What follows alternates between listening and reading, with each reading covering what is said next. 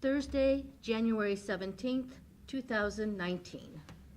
For the Pledge of Allegiance, and then we'll remain standing for prayer. I pledge allegiance to the flag of the United States of America and to the republic for which it stands, one nation, under God, indivisible, with liberty and justice for all. We'll have a prayer from Pastor Brown from the chapel. Let's pray. For a new day, Lord, we thank you. Thank you for life. We're privileged to be here. Thank you that good government is really from you. You originated it, and you're the one who controls. And so we submit ourselves to you. Thank you for the commissioners. Thank you for this meeting. Thank you for the students who are here and their presentation. I don't know if they're a little nervous. Give them calm and help them be able to present well. We give this entire time to you, thanking you for your goodness and your grace. In the powerful and loving name of Jesus we ask. Amen. Amen. Thank you. Thank you. So we're going to do this land use debate. Is that, Tim, are you going to lead this? Okay. Can we approve the minutes first? Good. Motion to approve the minutes of the December 20th, 2018 minutes. Second. Mr. Schaffner? Yes. Mr. Old? Yes. Mr. Shenigo? Yes. Thank you. We should have said a prayer for the IT.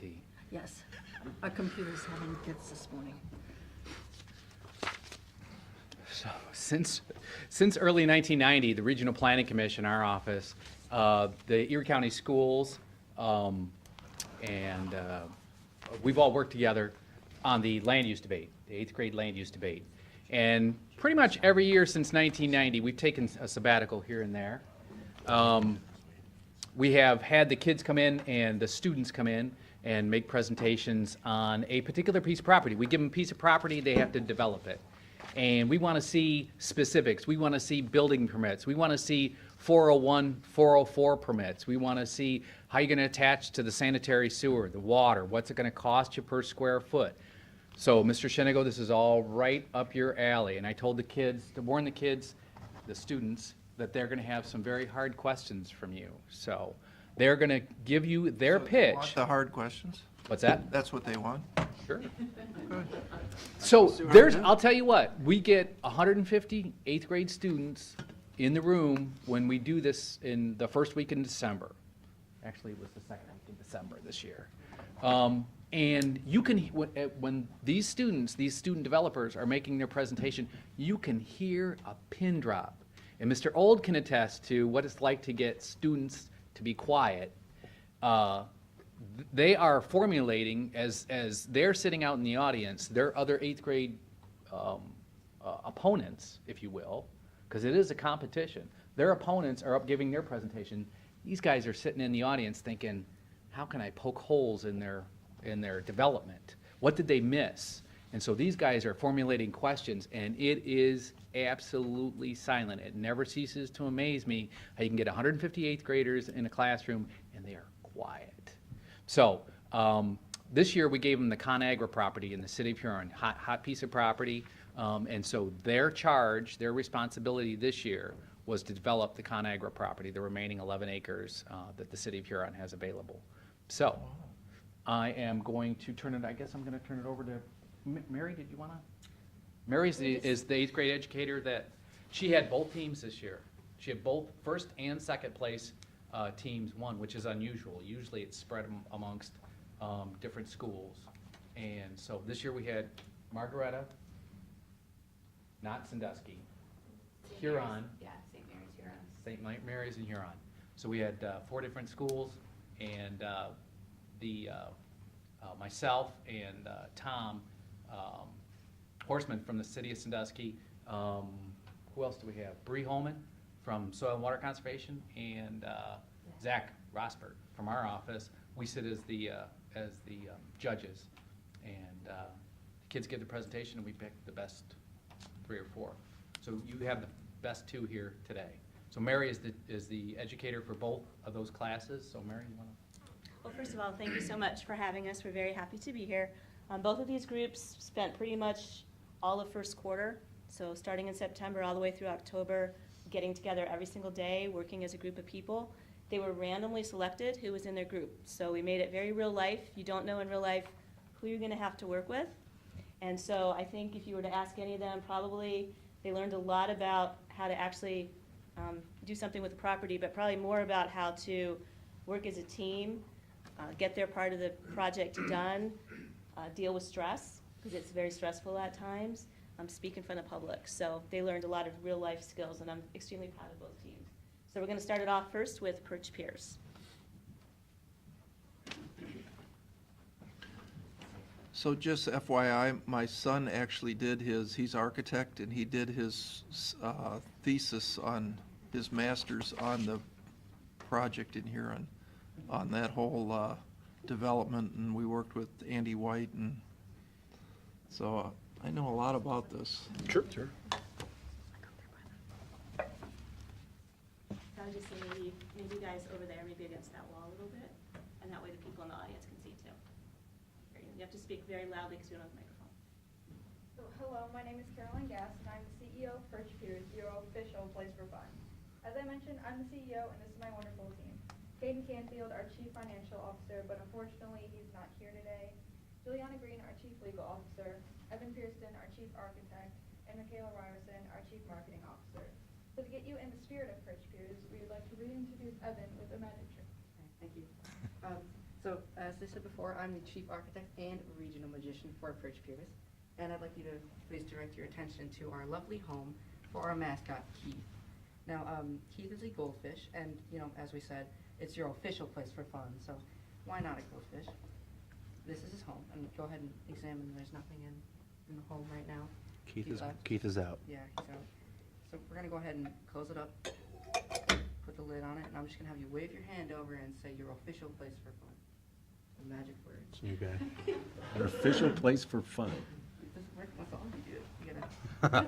Your official place for fun. Over here. Official place for fun. You ready? Yeah. 1, 2, 3. There's Keith It's a right goldfish. here, and it's- There is a It fish is on in water Right. swimming. There It is. Can't deny it. Thanks for paying attention. Go ahead and direct your attention back to the rest of the presentation. Well, can you have our attorney eat the goldfish, please? No I just wanna sushi. make this- sure it's real. No breakfast sushi. So thank you, Evan. So Perch Piers is your official place for fun, so there's a little entertainment, and that's what our idea is based around. So we're based around the entertainment business, starting with boats that can take you out to Lake Erie for fishing. And you can get something to eat at our restaurant, and if you wish to stay longer, you can head over to our cottages. And you can pick up your keys for the cottages as well as fishing licenses at our office building. And if you're looking for something else to do, you can head over to our 5 shops, which consist of a souvenir shop, a rental shop, a coffee shop, which will be leased to Starbucks, a seasonal clothing store, and a bait and tackle shop for all your fishing needs. All right, first up is the restaurant, and this will be 2,800 square feet. It includes 20 seats outdoors and 80 seats indoors, as well as 10 bar seats. We have an extraordinary menu, and we sell Coke products in 3 different sizes. The unique element about our restaurant is that, apart from its competition, you can cook your fish up right away. And if you catch the fish, you just pick it up for discount price. Next up is our cottages, which will be 1,225 square feet each. Each cottage comes with 2 individual bedrooms, 1 bathroom, a kitchen, a living room, and an electric fireplace, which is located in the living room. There's also a television in each living room. The cottages are very comfortable, and they are $300 per night. Each cottage also has 2 individual parking spaces. Next is our 5 small shops, and the ideas for them kind of vary. First, we have the bait and tackle shop for all your fishing needs, a rental shop for kayaks and canoes, which can be rented for $25 each. Also, there's a souvenir shop so you can remember your stay, a coffee shop in case you need a break, and a seasonal clothing shop. All these shops will be 2,400 square feet each.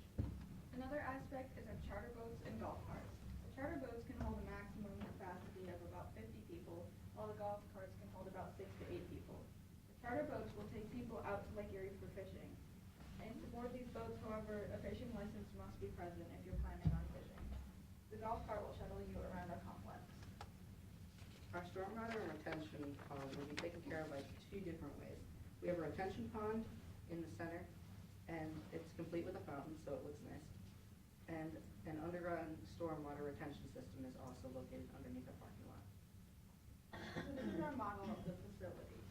Around the border, you can see our 24 cottages, each with a waterfront view. And in the corner, you can see our restaurant, which also has a waterfront view. In the center is our retention pond with fountain, and there are 5 shops in a ring around that. And next to that is our office building. For our legal plan, the main thing we are planning to do is change the zoning from industrial to commercial. Our other permits will allow us to build things, sell alcohol at a restaurant, and be able to sell fishing licenses. All other permits will ensure that you have a best experience at Perch Piers. Our competition is mainly Cedar Point and other restaurants. We greatly surpass this competition for multiple reasons. Firstly, our cottages are cheaper and much larger than that of Cedar Point. Everything included in only our cottages is an electric fireplace. We also have the feature where you can get your fresh fish cooked right up at our restaurant, and you can get boats that will take you out to Lake Erie. The financial plan ensures everyone will have a fun time at Perch Piers. Our overall startup cost is $9,999,419. Our initial expenses include the cabins and things for paying each of our buildings and the furnishings. Go back. And this is for the restaurant. Go back on that.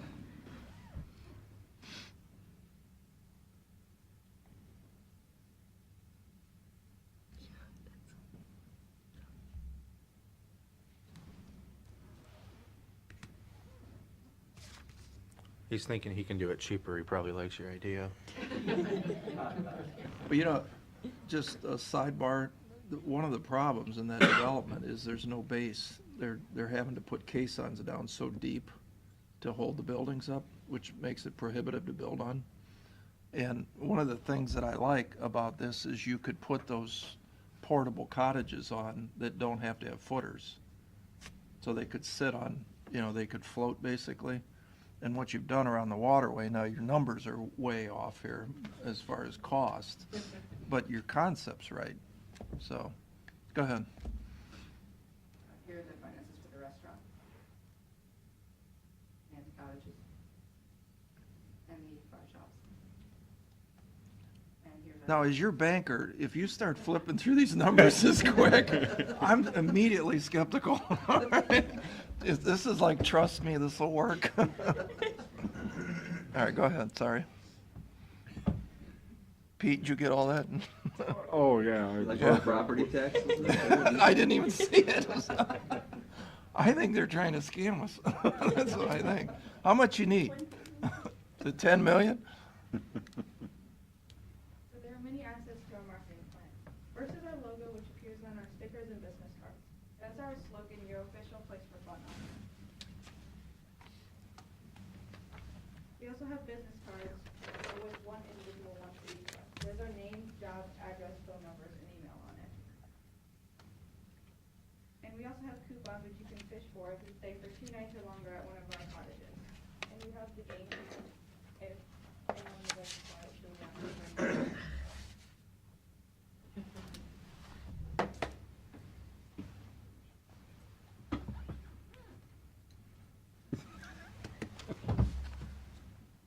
Am I supposed to look or not look? It doesn't matter.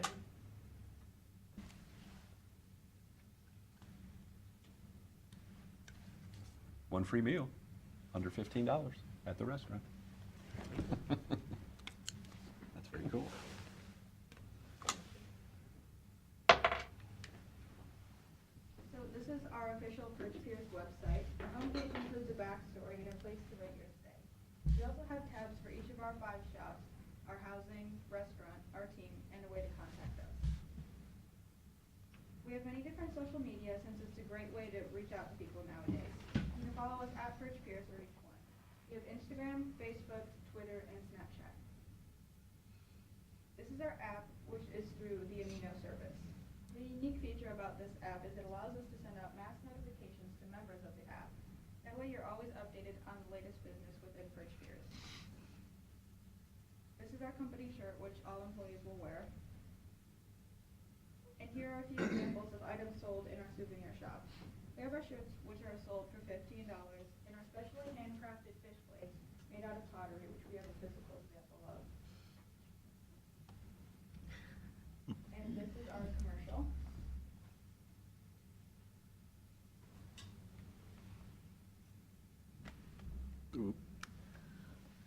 It should be okay. Just close the dialogue box.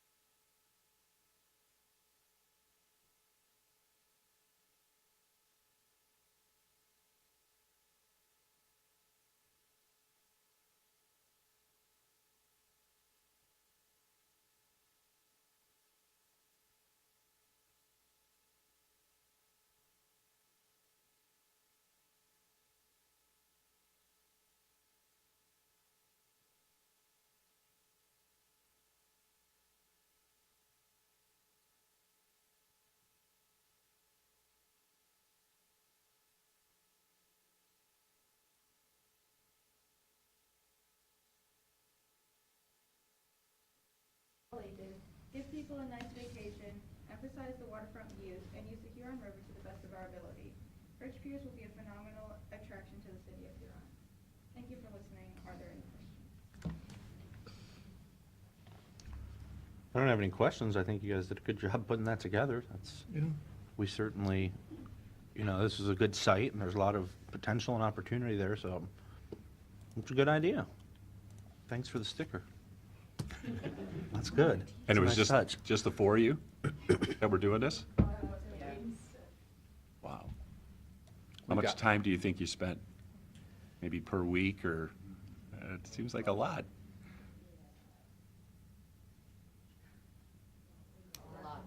A lot of time. You can tell. Looks good.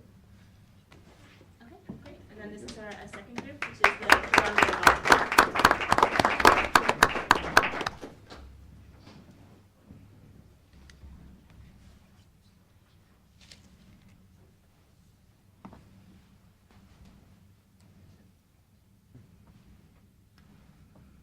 I'm Will Worley, and this is Ben Cornell. We are representatives from Lakewater Logistics, and we propose to set forth our project here at Riverwalk. I'm the CEO, and Ben here is our Chief Architect. Our Chief Financial Officer is Anthony Douglas. Our Chief Legal Officer is Franklin Whipple. And our Chief Marketing Officer is Lennon Kim. We plan on building a public access boardwalk with multiple restaurants, local shops, and vendors. And some of the corporately owned businesses we plan to showcase in our property are Red Robin, the Cheesecake Factory, and more. One of the biggest parts of the project is the boardwalk. The boardwalk will be 28,784 square feet in total. The boardwalk will be made of sealed western redwood and will cost us $323,000 to build. On our boardwalk, we will be building 10 1,600 square feet rentable shopping buildings. These will cost us $164,000 to build, and these can be rented out for $18,000 per year or $1,500 per month. Both local and corporate businesses can rent out these spaces. We will also be building 10 game booths, which will all be connected in a row, but with 5 separation walls, making all separated parts 900 square feet each. They feature games such as dart balloons and shoot the duck, and the cost for each game would range from $1 to $5 to play. The Cheesecake Factory we are building will be 8,000 square feet and 30 feet tall. Red Robin we are building will be 5,000 square feet and 20 feet tall. Also, these restaurants will be turnkey, which means that the appliances and furniture are already included into the cost. The cost for both of these restaurants will be a total of $7.5 million. We chose these restaurants because the Cheesecake Factory on average will make around $11 million per year, while Red Robin will make around $2.5 million per year. The last thing built on our boardwalk will be a jet ski rental gross. with the jet ski storage owned both by us. The buildings as well as the jet skis will cost $80,000. Looks like you pee. Another part of the project is the park circle. The concrete outer circle will be 11,309 square feet, and the grassy inner circle will be 8,700 487 square feet. The park circles will cost us $69,000 to lay. In our park, we will have multiple activities for river walkers to enjoy. We will have a different activity or discount every day on a weekly rotation, as well as a holiday theme. Just as any park would allow, visitors can bring their own sport balls and have picnics, etc. We've created a prototype catalog for events so far. We have one for autumn, winter, spring, and summer. And then there's also annual ones. For our customers, a permanent pavement parking lot will be built, measuring 210 by 200 feet. It will include 120 parking spots with curving seal coating and lines. We will have a row of 10 handicap parking spaces as well, and it will cost $146,000 to build. Underneath the parking lot, there will be a holding chamber for any runoff water from our property. This is also known as an underground detention pond, and this will cost us $600,000 to build. On the ship slip side of our property, we will be building 3 docks with 6 spots each. We will be renting them out for a 1-hour day and 2-day fee. This 1-hour fee will be $50 per hour. The 1-day parking fee is where you go from our business hours is from 10 to 10, unless it's a special occasion or event. This will cost you $300. And the 2-day fee is where you get to stay overnight for 1 day. This costs you $600. And the docks will cost $258,000 to build. For energy, we will be building solar panels. The solar panels' energy would at first go into all of our shops and restaurants' power.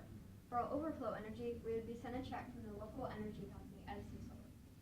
We built a total of 290 solar panels, costing $2.162 million. This includes the converters and compressors as well. Every year of overflow would earn us about $100,000 extra. Our competition for our boardwalk is the Cedar Point Boardwalk, which is less than a mile long with 2 restaurants on it. The nearest Red Robin and Cheesecake Factory are 35 miles away. However, our restaurants are built right in the water. Also, we have restaurants, activities, shopping, all in one area for a closer, more convenient experience. Here are the pictures of our model. Our model does 1/40 filters that every inch is 40 feet in reality. So on our model, you can see where the parking lot is located. The whole boardwalk goes around the entire peninsula part of the property. There's the Cheesecake Factory, Red Robin, a jet ski rental, the private docks, and the rentable shopping spaces and game booths. Here are estimated final costs of our entire project. The Pier and Riverwalk would cost about $17.6 million to fund. Our annual fees would add up to about $2.6 million while paying off our loan, and about $1.1 million after our loan is paid off. Our loan will last 13 years and will be through Civista Bank. Our annual revenue will be about $3.4 million. So after expenses, while we're paying back this loan, we will make around $800,000 per year. And after we pay back our loan, we'll be making closer to $2.2 million per year. While we pay back this loan, we'll be putting some of the money we make into a rainy day fund for any unwanted surprises during businesses, such as contingencies, etc. This is our expense report. This is our income report.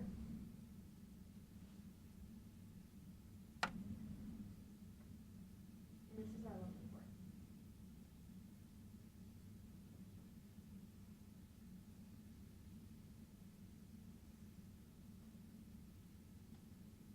This is our marketing plan. For our marketing plan, we've created flyers, multiple t-shirts, business cards, as well as the logo to advertise the Grand River Walk.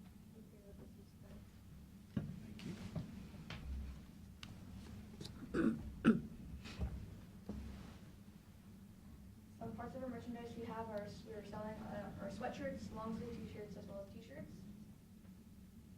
We also have services and coffee cups, as well as multiple hat designs. And keychains, drawstring bags, and pop sockets. These are our social media pages. We have one for Facebook, Twitter, and Instagram. Because many people use social media today, we can appeal to more customers. You can follow us at Here in Riverwalk for each one. Here's a link to our website.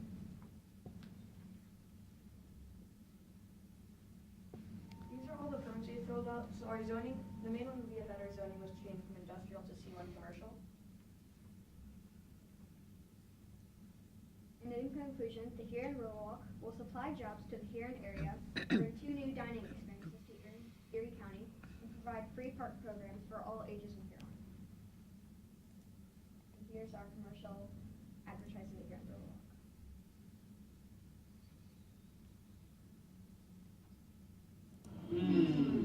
Where to go?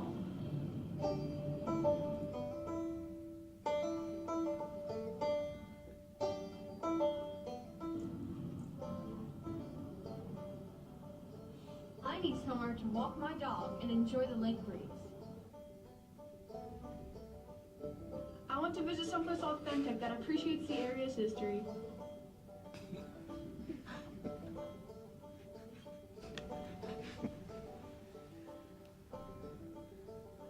I want somewhere where I can shop and hang out with my friends and enjoy the lake view.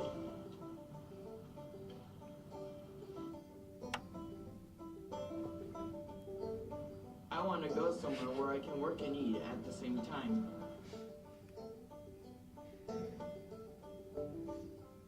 I need somewhere I can throw a line in the water and catch some fish.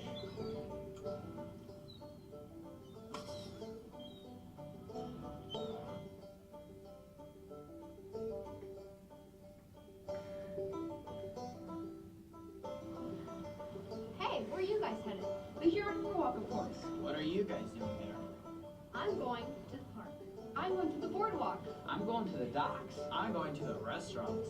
Come to the Huron River Walk to eat, shop, and play.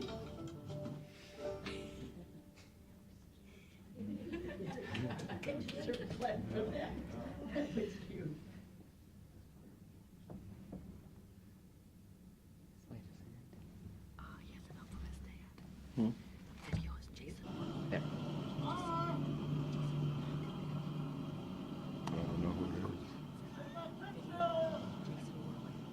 Smile. I don't know who Jason.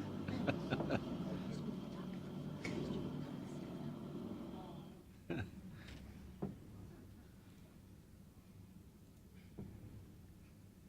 you for listening. Are there any questions? I don't have any.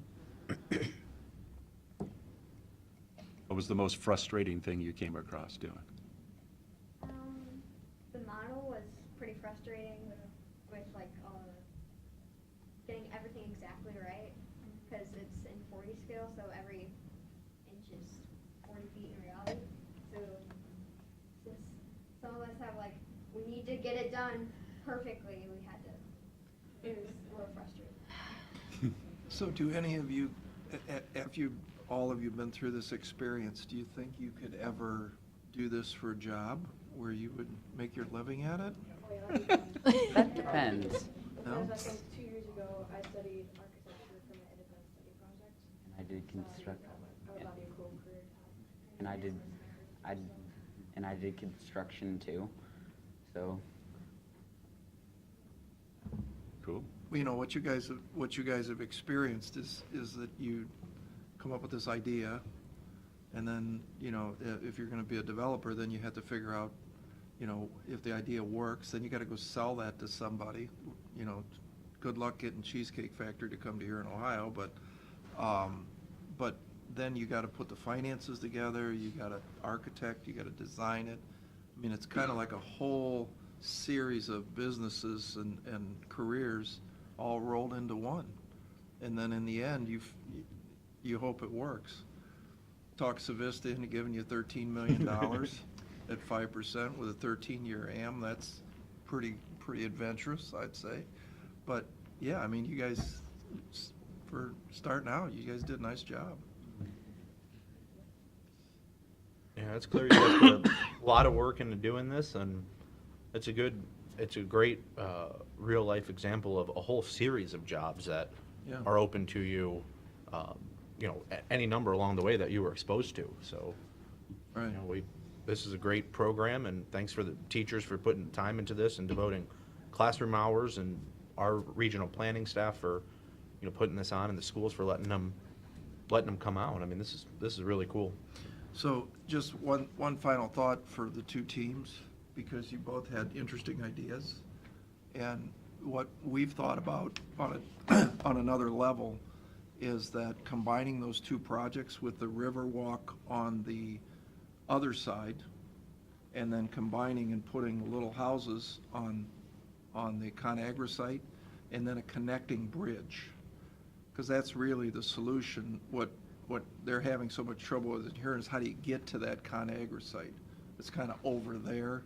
You know, it's not real easy to get down to, but if you could connect those two pieces together, now all of a sudden you have the residential piece, and you could take your golf cart back and forth, and you could go drink and eat over here and go live over here.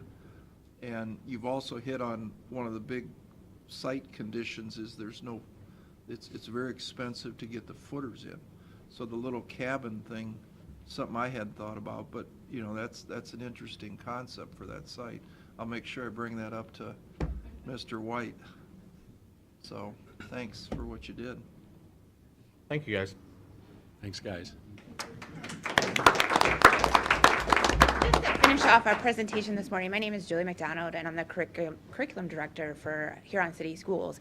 And I've been working with Tim and Steve for a number of years to put this together.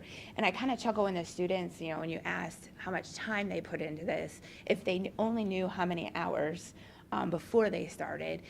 Now they get to say it's almost like a rite of passage if you're an 8th grader in Erie County, that you lived through this and all the things you learned about it and didn't know about. These folks get on the phone with the experts in the field. At our kickoff in September, we invite a number of individuals, adults that's what they do for a living, to kick off the activity, and you can kind of see the wheels turning, like, what did I just get myself into?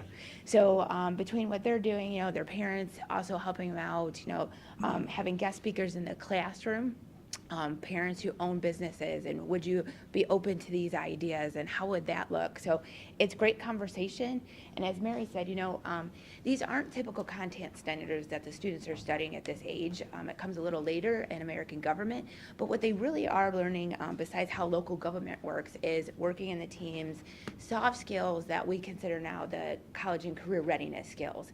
It's great that you guys mixed it up. You weren't necessarily with your friends, but could collaborate and get the results, and here you are today as our first and second place team. So did a great job. You represented all of Erie County well. We appreciate your efforts, and thanks for coming, and thanks for having us today. Thank you. Thank you. Is it all right to take a picture with all of you? Sure. Sure. You want to swing right down here? I don't know if we should stay up here or. Oh, yeah, you guys want to so line up? many. Yeah. Hold your projects up, someone.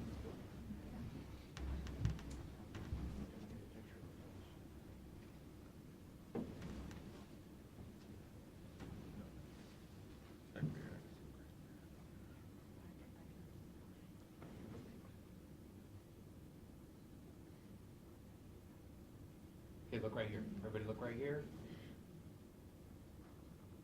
Looking? Thank you so much. Thank you. Thanks, guys. Good job, guys. Awesome. Now your stuff.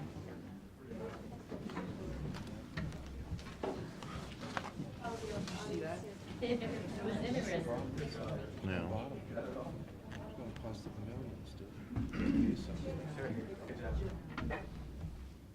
It's really though. It's only until you get a marina.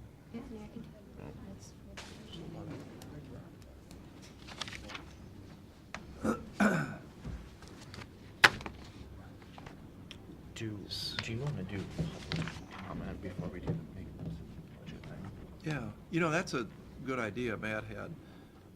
Normally we do the public comment at the end, but you guys don't want to sit through our budget presentation. Now, you're welcome to sit through it. We enjoy it. It's our favorite time of the year. But if you guys want to get out of here and you have something you want to tell us, we're perfectly willing to listen, put you in advance. My favorite guy. Hi, Pat. How are you, sir? Good. How's that cars coming? That's what we're here to talk Oh, about. no. My name's Ken Rosbert, and I live in Erie County, Groton Township. I worked with Pat. In 2008, we had some cars flooding. And To put it mildly. yeah, absolutely. So he's well aware of what we're going through. and it was an interesting topic here today with the kids. I was very open-minded, and I found out about the windmills coming to Groton Township, and it wasn't by Apex, it was by neighbors. And we're forming a committee, and we're gonna work it like we did with the flooding, Pat. You'll hear a lot from us. Some of us are here today, but we're not gonna waste your time with stupid information. We're gonna give you guys facts on why we don't want them. Cars flooding.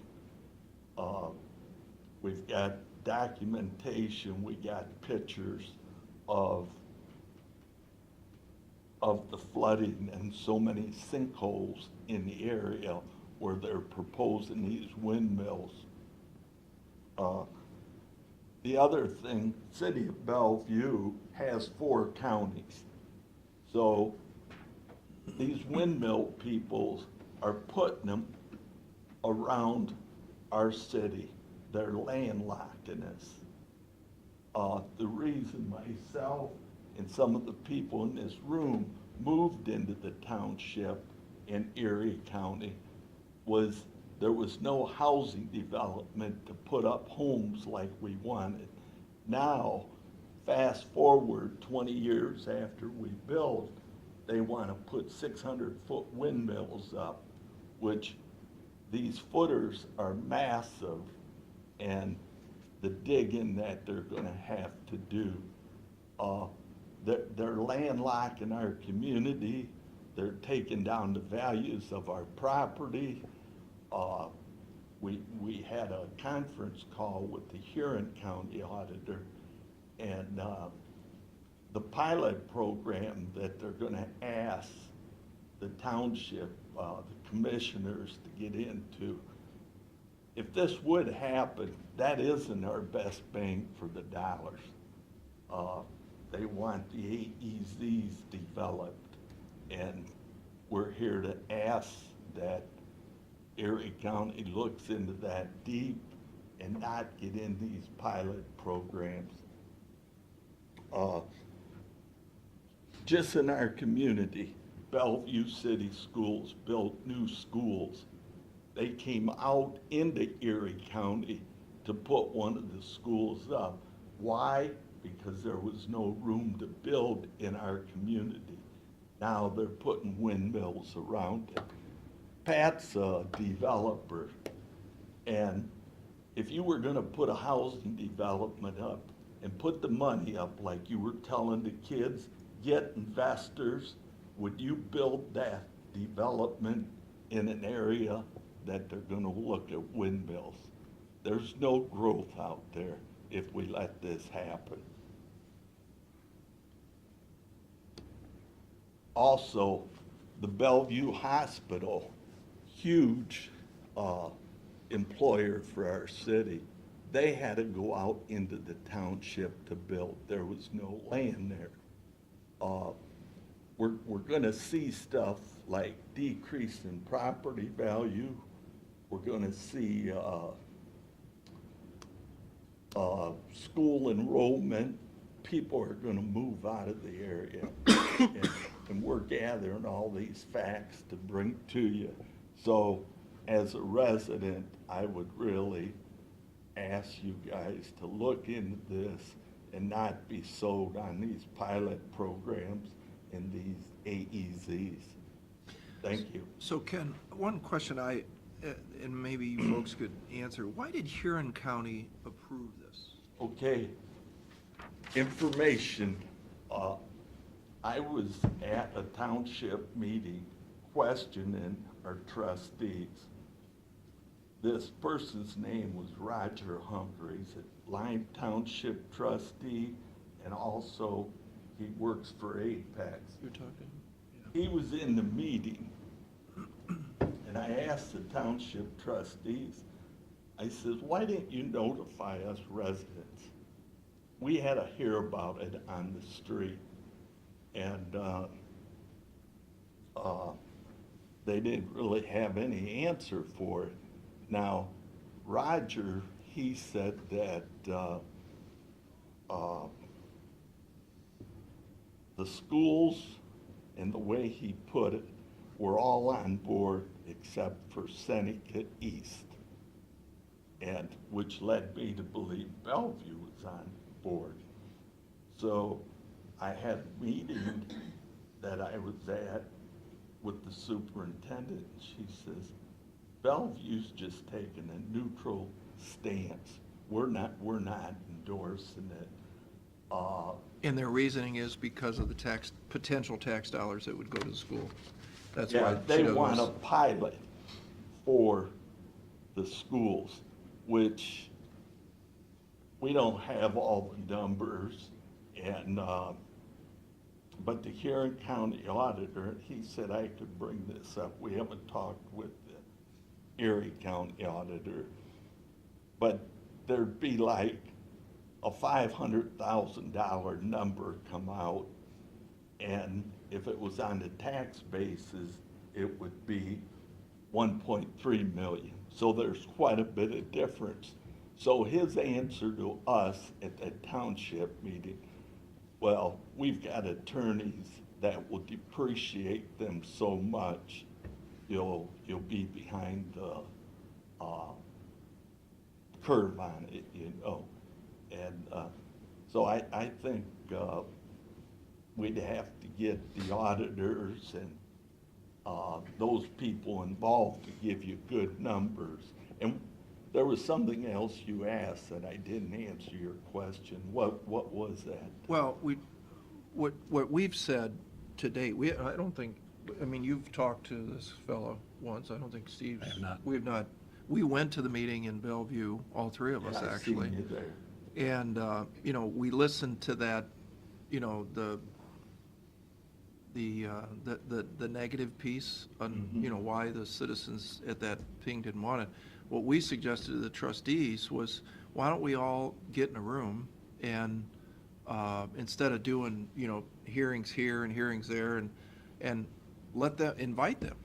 Now, if they don't come, I think it's pretty obvious that they don't want to be there, but I don't think any of us here are prone to, you know, we want to hear, obviously, both sides of stories. I think all of us have our own opinions. You know, I went through this with NASA years ago, when they were going to do a wind project out there. And so, but I think we suggested that to the trustees because that's, you know, who represents, you know, Groton and Oxford townships.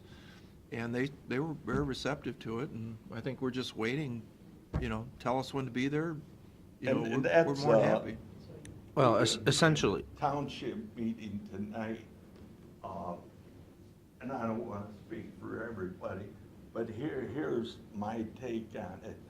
At the township meeting, I asked them, I says, you can notify us via email or mailings if you've got a pancake supper or a dinner at the township hall, but something this important, we know nothing about it. With that being said, one of the trustees is a leaseholder. The other one has been meeting in private with the Apex people, and I'm not making this up. This is factual. And then the third one being Roger Russell, he's anti all the way, but he's like alone. So the people in attendance at that meeting says, why don't we send out mailers notifying the residents? He said that the legal counsel, I'm sure it come from your office, says, do not send out mailers. And our answer was, he's not telling you to take sides, but there's no reason we can't send out mailers to inform the taxpayers that there's a meeting of something this important. Yeah. So, Yeah, does that come from you, Gary? My advice to them is not that they don't send out. My advice to them is they're not required to send that out. That's a policy decision if they want to send something out. but they're not required to send something like that out. The township has very little to do with whether this happens or doesn't happen. And that's a And point neither that, does the county, for that matter. and that's a point that I wanted to just mention is, most of the conversation has happened with the Groton and Oxford Township trustees, but really the decision-making on whether we grant a pilot or AEZ comes from the Board of County Commissioners.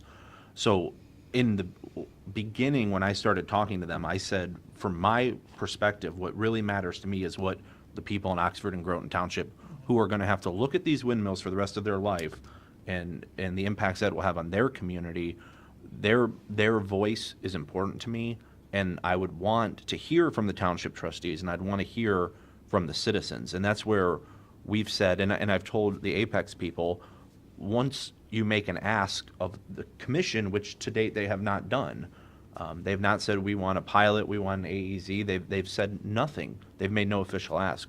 Once they make an ask, at that point, we will hold public hearings, which will be publicized, one of which will be in Oxford or Groton Township, so everybody doesn't have to, this room is not big enough to accommodate the volume of people that would be there, nor probably our chambers downtown. So, you know. We might do it at Firelands. Yeah. If that's. Well, But that, to me, you know, this will not be a rush through thing. It's not going to be a middle of the night thing. I mean, it's going to be a well-publicized, everyone's invited. We want to hear from the citizens who are going to be impacted by the project. And Apex ought to be able to speak their piece, but so should all the citizens. and that's exactly what I told the representative from Apex. They actually walked across my land to check out the sites, because all the land around my property is leased out. Mhm. And they did not have the common courtesy to knock on my door and tell me about this project.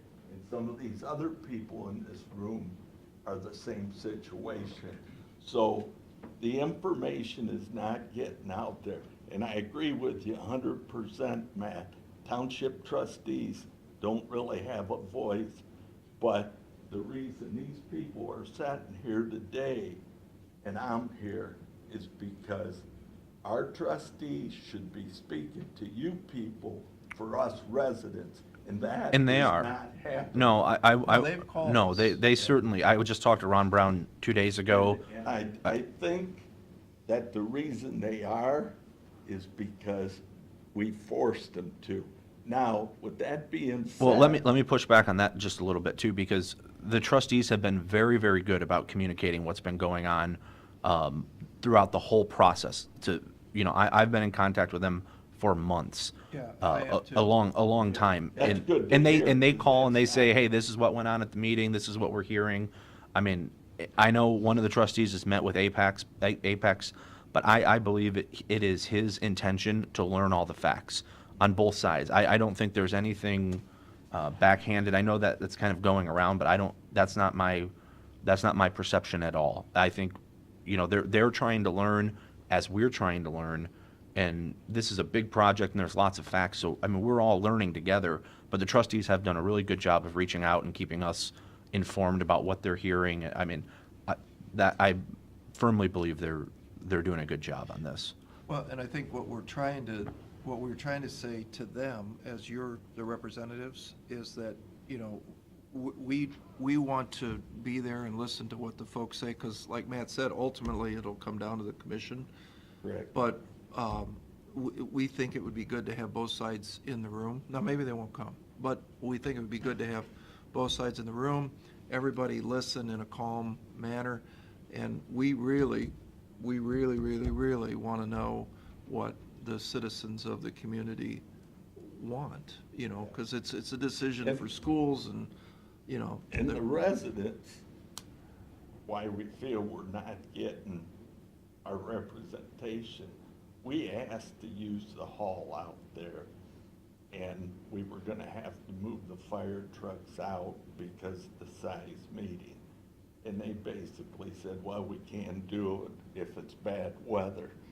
So we asked them to send flyers out to the residents. So we're gonna propose it tonight. the flyers, we want to go to the residents. And we're taking upon ourselves to mail them to the residents ourselves and to get a meeting place if they won't step up for us.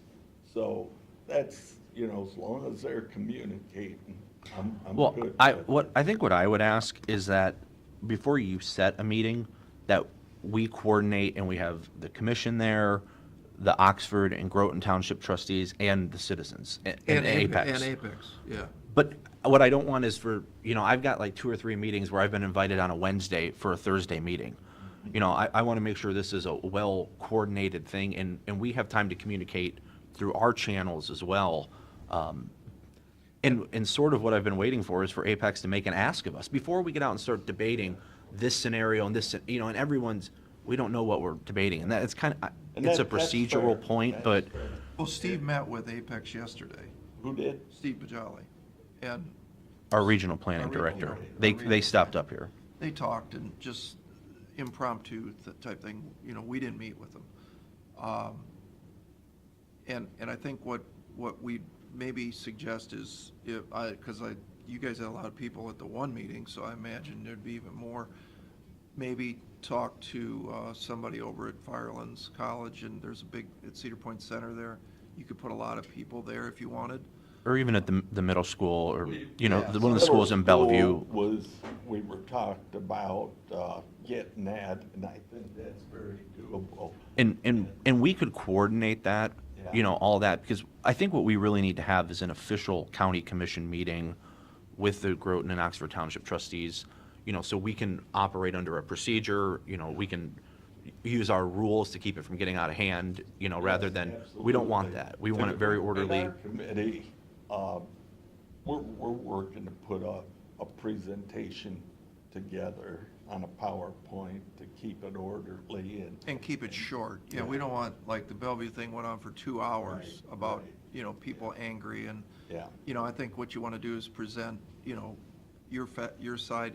Hopefully Apex comes, and like I said, if they don't come, that's obviously telling right there, but I would think they would, you know, it'll be done so that all the citizens can listen to what they believe, and I think we're ready. I mean, we're just waiting on, you Yeah. know, somebody And coordinate it. that's, you know, we don't want to send residents over here to bother you, but we want to be sure that we're being represented and Yeah. that nothing will happen without the residents knowing about Oh, it. we, It won't. 100% commitment. Will not happen, right? Absolutely not. Appreciate You it. have our promise on that. And But you know, that ConAgra property, that'd be a nice place for your windmills. I was thinking that when the kids said solar panels, yeah. Well, at Thank least you they didn't very put much. windmills on it, so. Yeah. But as you guys coordinate, if you have a spokesman for your group, We'll you know, keep it orderly, and we. but I'm have- just saying, in talking with us. Yep. You know, I know there's several different people who I seem to think have groups. I don't know how many have formed up and what but I mean, it'd be easier, rather than have 5 conversations, to just have one. And So, we'll, I and mean, we'll get that out to you in an email on our contact person. Okay. So. That would be helpful. it's, And Ken, I think I would definitely talk to Rick Jeffries or someone at John down at the office there. And, you know, you said several times about Huron County Yeah. Auditor has given you some information. Maybe you might want to go down there and you want to be able to, at the meeting. Right. You want to say the Erie County Auditor has said. Correct. Yeah. Correct. And I sat on a board with the school superintendent and Huron County Auditor, and he told me last night that Jeffries himself and another auditor from the 4 counties had a meeting and put their heads together. So they got factual numbers. Good. But of course, they said they need stuff from Apex to plug it in and get the correct data, so. I appreciate We'll talk to Steve today and get a little more detail on what he Okay, talked but about we yesterday. do have that on the list, and one of our person has been in contact with Jeffrey's office for some information, so. Okay. But, you know, we'll definitely keep it in a group that we had, like we did with the flooding, and talk direct, have a contact person talk directly to you. You're gonna get Mrs. Was it Williams? What was the lady in the lawsuit? Shane has been. No, working- on the Karst lawsuit. No? What was the lady, we settled the lawsuit with? With the floodgate? Floodgate, yeah. Miss Wagner? Yeah, Mrs. Yeah. Wagner. Yeah. Get her on your committee, she's a bulldog. Just a point of order, I'm Mark Motley, I live in Groton Township, been there for 40-plus years, and just a point of order on Huron County, they passed a resolution with Apex to support their pilot project, but they have never signed any papers, to our knowledge, according to the county auditor over there. They've not signed anything as far as a pilot program or an AEC or anything else. Seneca County is the only one that we're aware that has an AEC. I think I've heard that as well. Maybe Pete, maybe you should reach out to their administrator and ask if they've done that. That is one of the things that I got sidetracked when you asked me on that. Sandusky as well, even though with Steve's meeting, I've heard that they're saying neither one of those counties are. They're in a different project, Since day wind one, project. Apex has been telling us that they had a special pilot signed with the Huron County Commissioners. That's the information that was going around. Roland Catch, the Huron County auditor, told me that if that happened, he should have been notified 30 days payment in lieu of taxes on the pilot. So he checked with the commissioners, and I've got a copy. They signed a resolution, but there was nothing, the resolution said if it passed, they'd support it.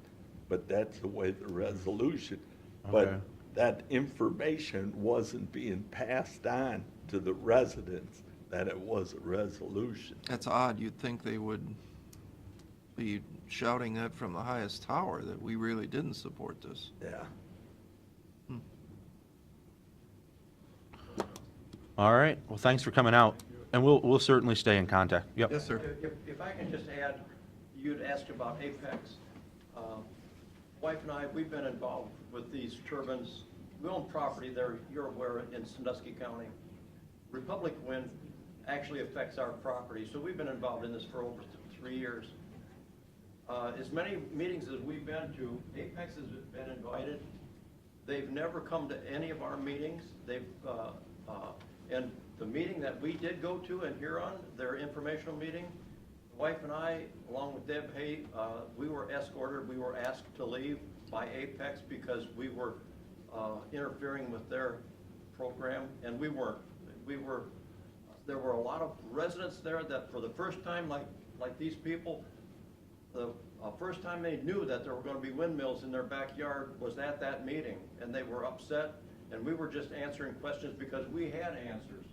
And Apex didn't want those answers out, so they asked us to leave.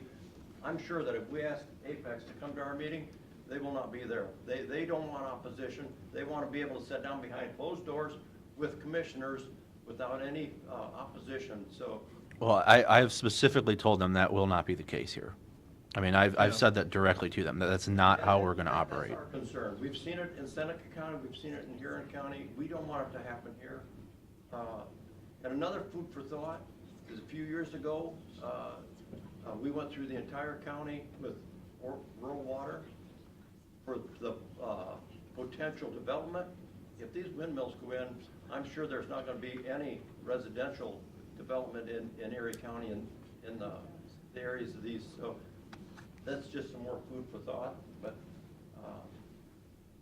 like I say, we've been involved, and Apex has been invited to every one of our meetings, but they've not shown up. So maybe you folks can invite them, and they'll come to one of the meetings. But they haven't come to any of our meetings, and we went to theirs. But like I say, we've been met with not so kindly response. I just want to let you guys know too, I'm the new guy into the mix on this. So for me, it's all about information. So the emails that I'm getting, the letters, keep them coming. Tell people, that's fine. Because I get there's going to be people who probably are a little bit self-conscious about coming to these big meetings. They might not like the atmosphere. They don't want to get into that. Still, have them send information along, that's fine. I have not met with anybody from Apex yet. For the first time, I got an email, they reached out to me, just said, hey, do you want an update on what's going on? But I think that was before they came and met with Steve Pajali this week and gave an update there. I'm not looking for a one-on-one meeting with anybody, face-to-face. If they want to send me information, that's fine. If I get my hands on the information, because I'm digging, that's fine too. But I just wanted to let you know, I'm the new one here, so I'm not as involved as they have been, haven't had the connections that these guys have had, and I'm just learning as I go. But please feel free to share information, phone calls, comments, anything you might have to me, especially all of us, of course, but feel free to do that at any time.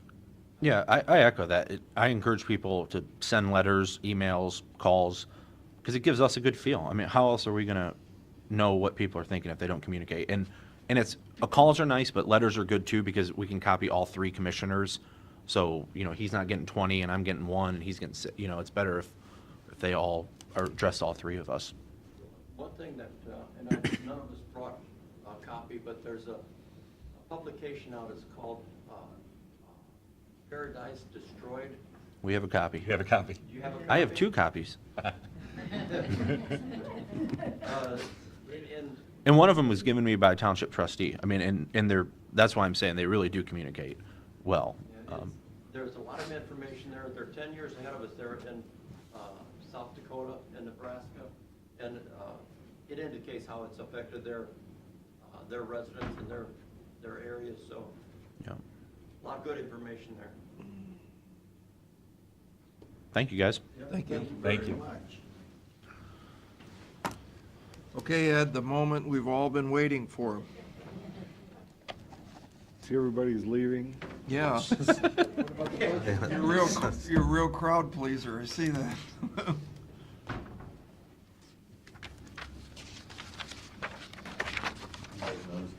If you go on the register's website, Apex. Oh, yeah. Well, they've been on there for like 2 months. They paid for it. Yeah, and with an article about how it doesn't lower property values. Mm-hmm. The source. Oh, here. Okay, I told him, I said, Early's got it. Thank you.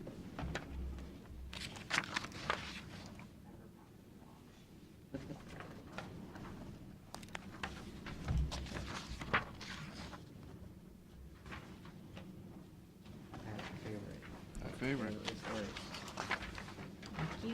Just the facts, ma'am. You ought to give Pastor Brown a copy.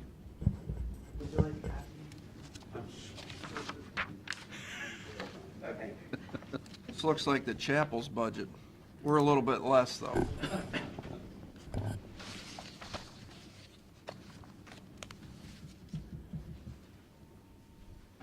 Must have had a tall one, Carolyn. So you zeroed out the tuberculosis clinic again? Well, just for Mr. Schaffner's benefit, the green ones today we're going to present. Not all of these will be formally presented at a public meeting. We call them a budget summary. Some of these are more or less just things that we, as the finance department with, Pete, we prepare and we plug them in because we know there's an obligation there to make some of these payments. So what'll happen, Steve, as it goes along and these people request more things, they'll keep track of it over here. So you'll get down to the bottom. We'll get a number. Yeah, we'll see the number because, the biggest problem that I saw through the years is they would come in here and somebody wants $100,000. And I said, well, until you get to the bottom line, how do we know if we have $100,000? Right. So this is, call it our cheat sheet. This will keep track of this process as we go. What we try to do with the summaries is you're going to see the wage and fringes at the top, and almost everybody has wages and fringes. those can fluctuate from year to year just because open enrollment with health insurance. There are some folks with probationary periods, things like that, that their wages will go up for routine justifiable reasons. And so we don't, we calculate those to try to make sure they stay within our policies. And then we kind of hunker down into the non-personnel costs to see, are they staying the same as they were a year ago, which is basically the direction that we're given. We do know there are a couple of commissioners that like to review actual expenses versus budgets just because it's kind of fun. But in reality, the policies say as long as they stay at or below, they're compliant. Many of the elected officials and department heads like to ask. It's just because it's such a warm, inviting experience. They want that opportunity to come up and be at the podium and say, well, I need more money for this, that, whatever. So as we go through these, you'll see some notations where there are some exceptions already. We've met with a lot more folks. We haven't been able to get them all put together in a comfortable summary at this point. And plus, we're preparing to meet with people, so it's a lot of wheels are spinning right now. So one of the things that we're going to be looking especially close at this year is the number of pencils we're buying on supplies. And I use that analogy, or same on travel. We're looking at that too, because a lot of times in government, and I was just talking yesterday to a guy that was in the defense industry, and he told me the story about how they had to spend their money every year. So that, and at the end of the year, you'd be an absolute fool if by December you didn't buy all the pencils that you needed, and because then you wouldn't get that same amount of money last year. And I know we've had examples through the years of special things that happen. Well, as you can see by these this is a lot of things rolled into one thing, and you can't see that somebody spent $6,000 more on travel last year to go to a special event. So what'll happen is if that official is smart, he'll put that $6,000 in. We'll see the additional $6,000. We forgot that he went to Tennessee that year, and now he'll get $6,000 more based on what happened last year that we forgot that he did. And I use the analogies of the pencils because we have so many capital, not necessarily capital things, but events that happen that are special from the year before that we don't want to fund again next year. We're trying to encourage people to buy less things. So if you bought a whole case of pencils last year, you might not need those pencils this year. We want your budget to go down. We don't want you to get the same amount of money. And too often, most times, I shouldn't say too often, most times people say, well, you gave me $100,000 last year, we want $100,000 this year. No, we want you to spend $90,000 this year because you bought something special that happened last year. So that's the questioning. Is that pretty easy for you guys to detect as you're looking through their last year's expenditures? Because I doubt anyone's going to volunteer that information. No, they don't. So yeah, we. At times you can see it if you look at the trend, and I like that we added another year of actuals. Yeah. To see even further back. With the way you guys are talking, I think the only way it's actually really gonna work is if you go to a zero-based budget. Yeah, and that. Well, it's almost, we're not going to zero base because so much of it is salaries, but, it's almost a zero-based budget in the supply. Okay, fine, great. Maybe we just, put that as supplies or. But you're onto something there. I think if you, and I don't know if it's too difficult to do, but why couldn't you look back 5 years? You look at the pencil account the last 5 years, and if all of a sudden, Ziggy had, sheriff's a great case. Because, in my short time here, he's went from here to here. Not true. A lot of it is salaries, and those were decisions that were made, that we're not probably going to backpedal on. But we can look at the other bullet points that are in there and understand why was it half 5 years ago? Now that should be the warning signal that we go back and go, why was it half 5 years ago? Judge is a great example, because you got all these IT stuff that we have to pay, what do they call it, CourseSmart's a good example, but now you got these maintenance that, did we know about this? $100,000 every year for maintenance on CourseSmart? That's the type of thing that we need to be looking into.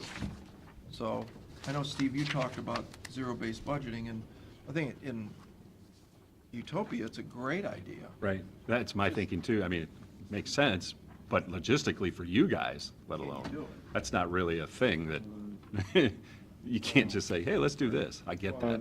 And conceptually, counties pose a much different problem because of the fact that some officials have this certain power that we can be overruled on our budgets, and that kind of throws that out the Well, and window, it's too. cooperation, because, the minute I learned that, you start shoving something down somebody's Right. throat, how many pencils they're gonna buy, and they might retaliate, so many times, most of these are separate elected officials. Right. We don't control the engineer's budget. He's gonna pave what bridge he wants, and that's the way it's set up, and it's probably the way it should be. We don't know which bridge needs Mm-hmm. repaving. But, ultimately, we do have a little bit of control on if he needs a new $400,000 excavator.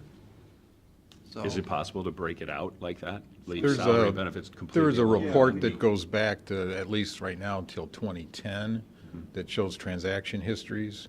And so, like, for instance, if an elected official made a request and was approved to buy new furniture, you can see how much they spent by the vendors, and you look at that information, and then when you look at their new request, if they didn't back that out, then yeah, something's not right. well, I know Matt and I talked about last year, I guess I won't say which elected official it was, but an elected official bought a bunch of furniture right at the end.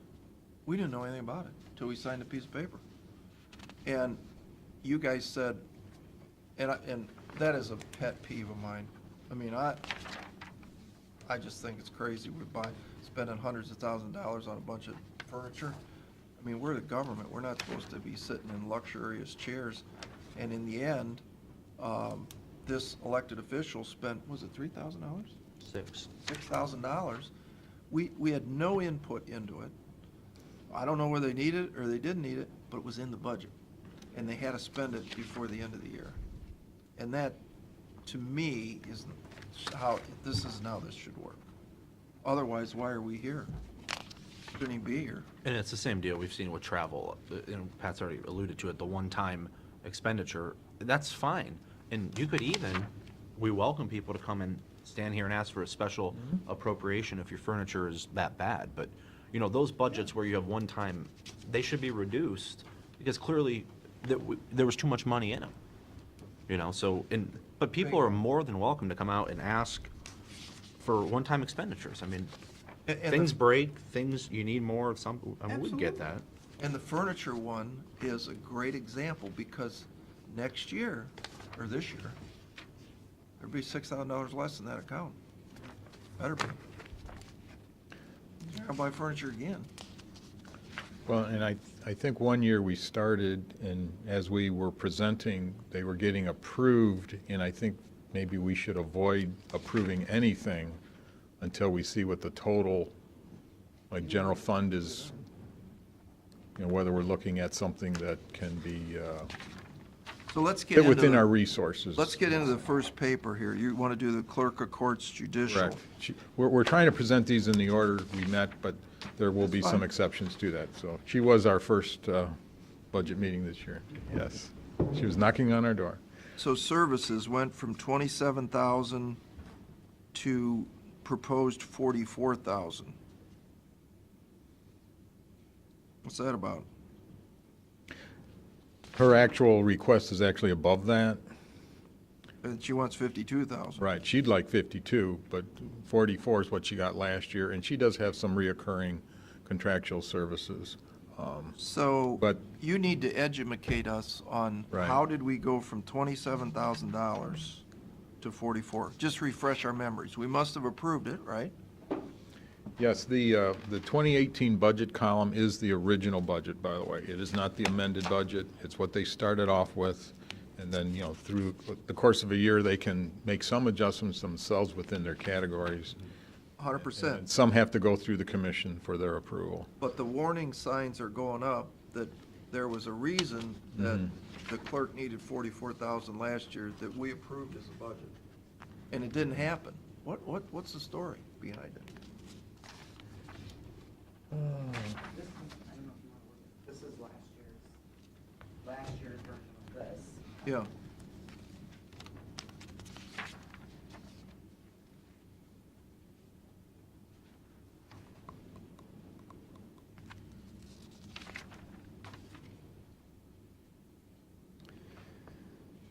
Is that? Do you remember? Yeah, Is that people? Is that a person? Is No, that a that's thing? services. She does. No, that's like a. Well, Hired somebody to do something? She pays, Hired somebody to do something. she pays manpower out of this. Right.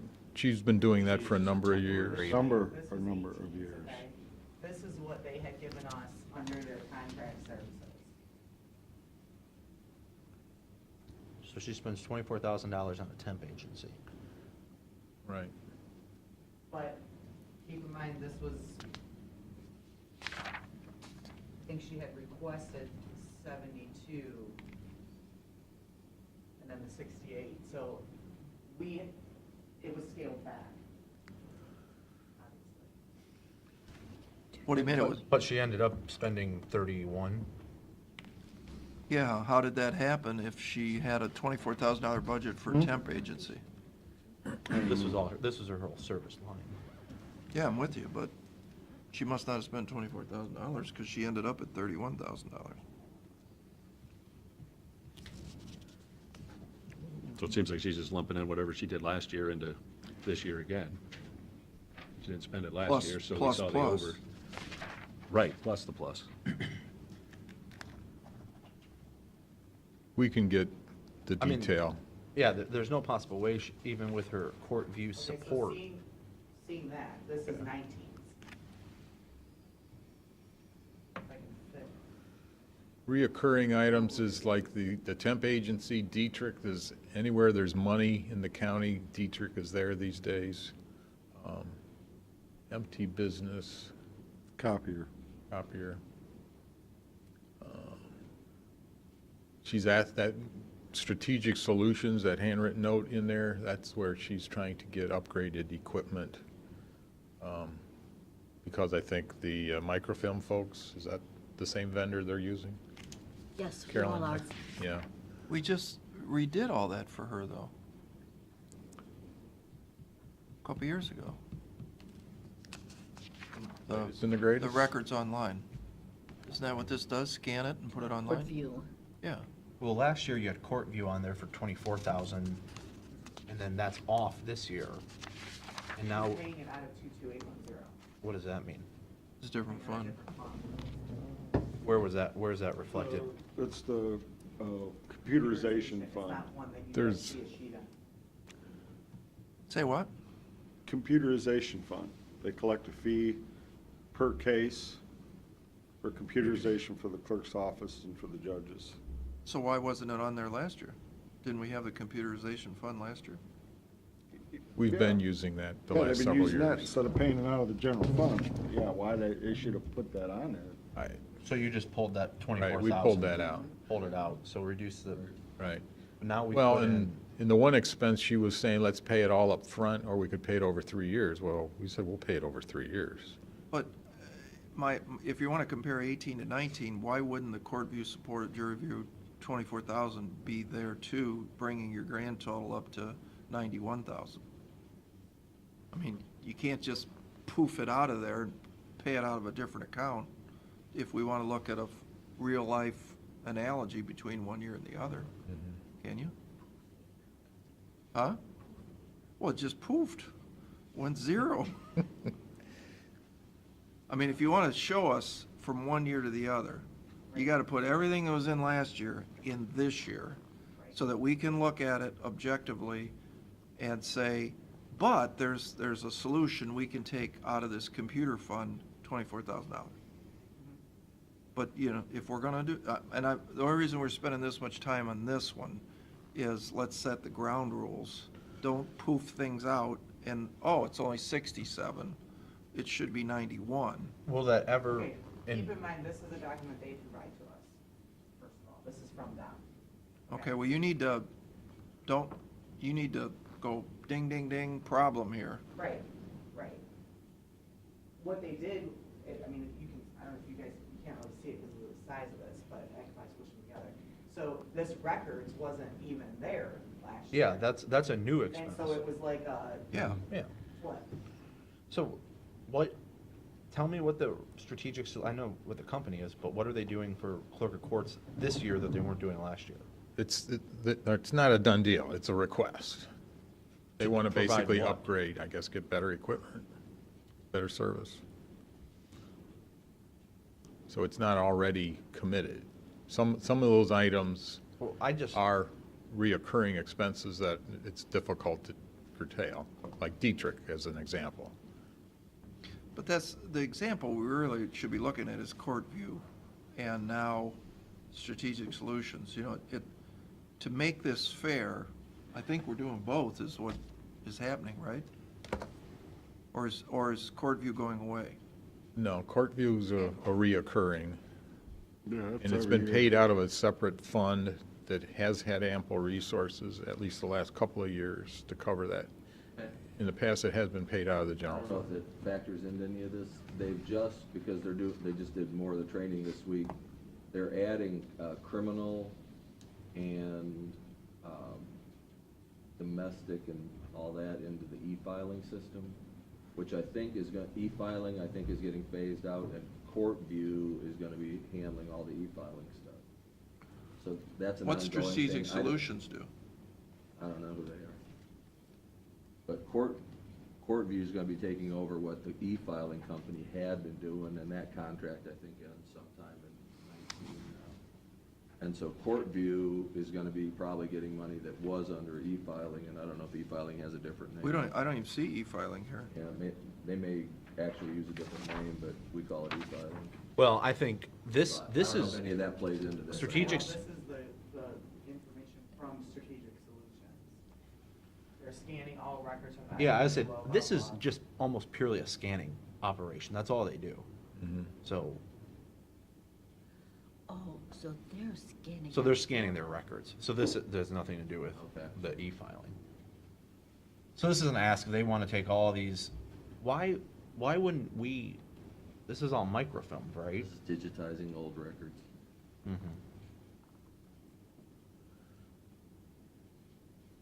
I believe part of the, with some of her books she has, I think there's that risk of loss of a permanent record.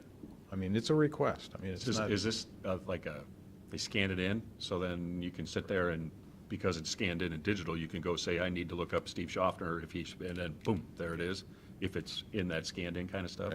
Why can't we scan them with the equipment we just bought? And put them on microfilm?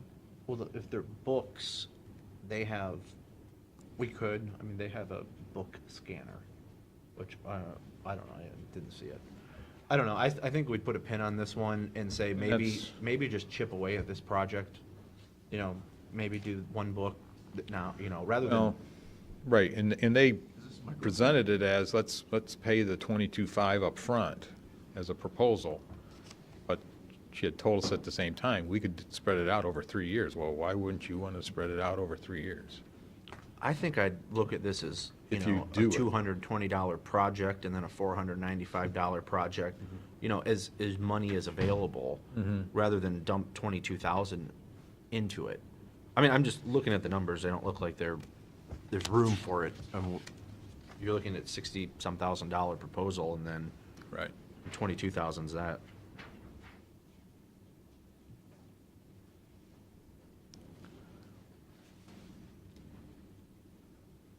Do you want us to wait for Pat to return? No. Keep going?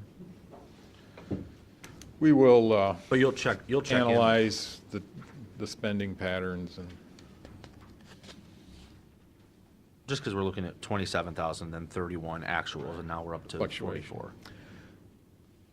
In other words, I don't know what the board's trying to say is, that service, instead of being 44, it should be more like 30, 32, 33, $34,000 Right. number.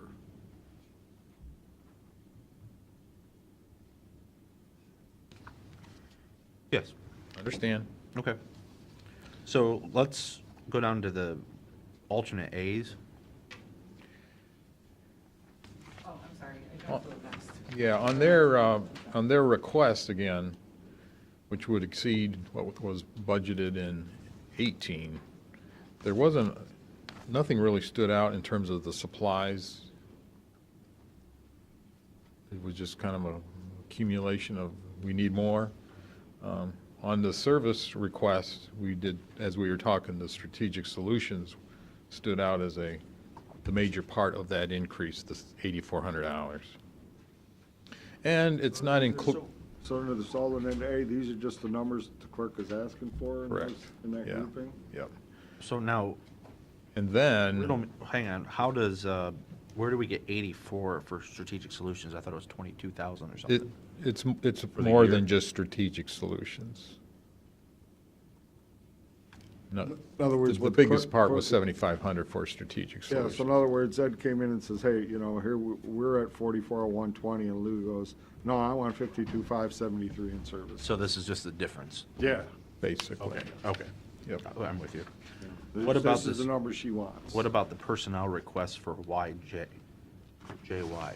Well, initially, she wanted a 3% pay increase for all her people because she thought they've been doing such a wonderful job, and, you know, the way they've caught up over the years, and we said, well, the budget policies is 2%, but she singled out, I think, 2 people, one in each of her operations, where she would like to get them an extra 50 cents. It's outside the policies, it's a request. I think she'd have to come and make that in person Yeah. and justify it. Well, I think we need a lot He more, thinks it's lot more reasonable. intel on this. Oh, yeah. I mean, just, This is an elected official that has not been shy to ask in the past, and Sure. it just kind of, she likes to. That's why do we it. do this. Don't ask, you don't Yeah, get, right? absolutely. That's true. That I is think very we true. beat the kiosk to death, so. Well, she saw that adult probation got a kiosk, and so they got one, so she wants one. How did But the- they the also, thing like they also ATM, like reduce you- staff at adult probation. So, We've mentioned technology with staffing, with a lot of departments, that it's not a given that if you get more technology, you're going to keep the people you have, and the question will probably come, is it going to affect your staff? Well, A reduction. The kiosk was something to do with jury stuff, wasn't it, as I remember? Yeah, that was so the jurors, instead of having to wait for a check, they go to the kiosk and Like an ATM. cash comes right out. So that's a great idea, so let's do this. Remember Judge McGookie was in here a couple weeks back, and if I understood this correctly, that they do a jury pool of 80, is it 80 people per judge per month? 60. And, was it 60? 60 people per judge per month. And we said, and this was the judge's idea, why don't we just have a jury person, and we only bother 60 people per month versus 180 people per month? Because like Judge McGookie said, I'm not even having a jury trial, but yet we've got to put the citizens' lives on hold for that whole month while they wait, and they're never going to get called. And she knows they're never going to get called, but they don't know they're never going to get called. So if we had a central jury system, we don't need the kiosk. Now, we don't have 180 people getting checks, we only got 60. Let's do that first. You guys work on that. Go work on that. What does this include, 125 from title? That just happens every year? There's That's 2 kinda locked in. positions that even, This not goes initially way, Levada. way, Yeah, way I'm with you. I just Was it wanted the to- same amount of money, though? We adjusted It adjusts. It's 2 people, and we just look whatever that cost is. Yep. That's the number that goes in there. There's 2 people identified for that, so they're specific. yeah. Okay. All right, next. Okay to turn the page? Yep. Now, her title operation is a separate standalone. It's not part of the general fund. So you'll see the fund balances along the bottom. So this is a great analogy.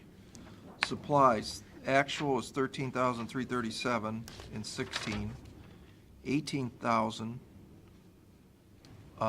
Actual was 15,734. And this year we need $19,000.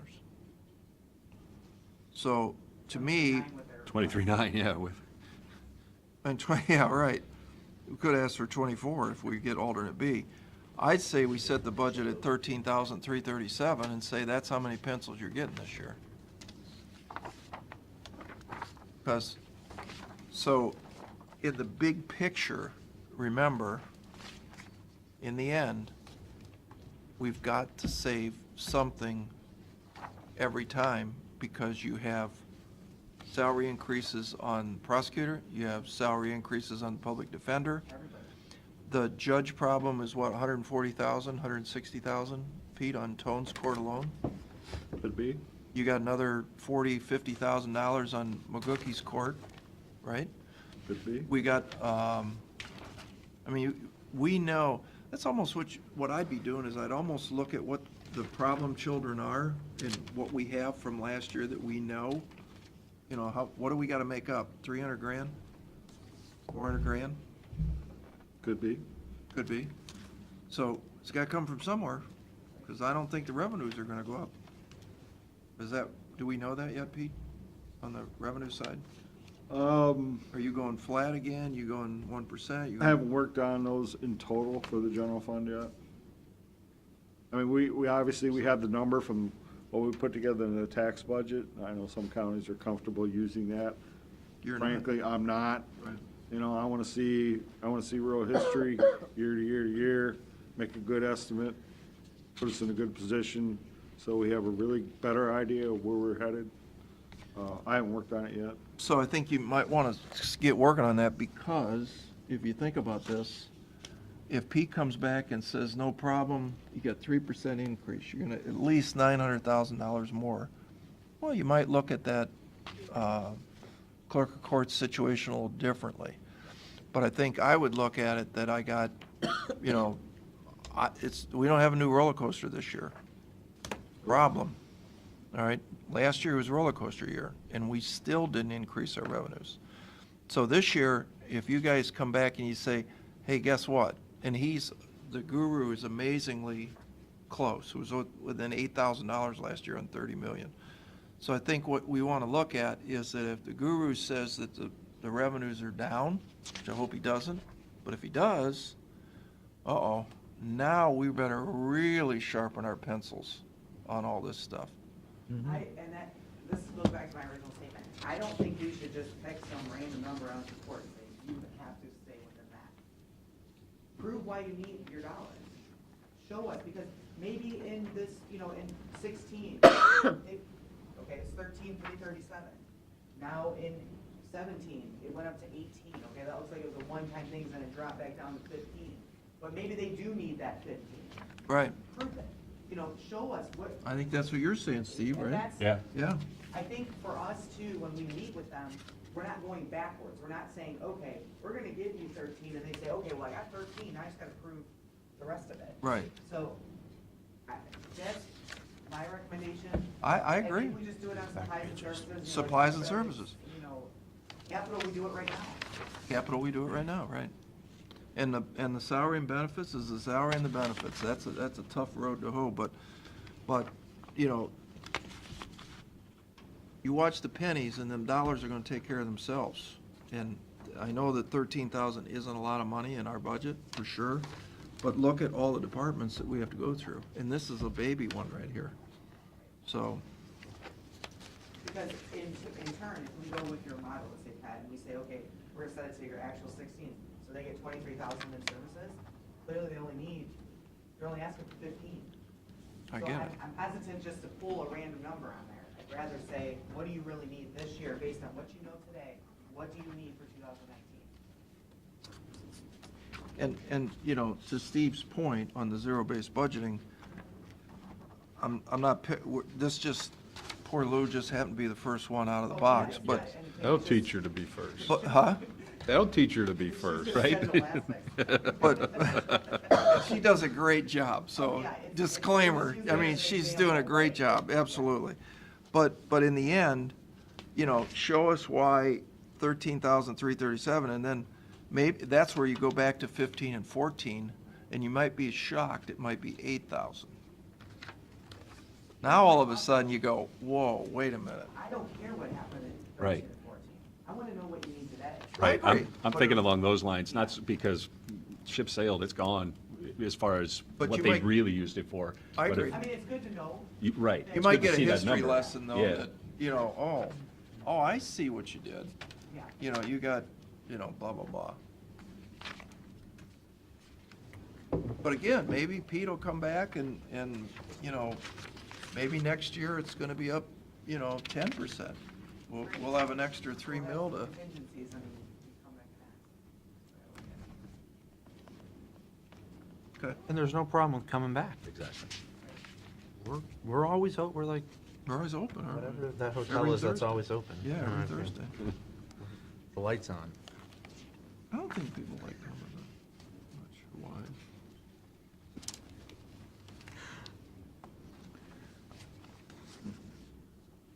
You want to look at the treasurer?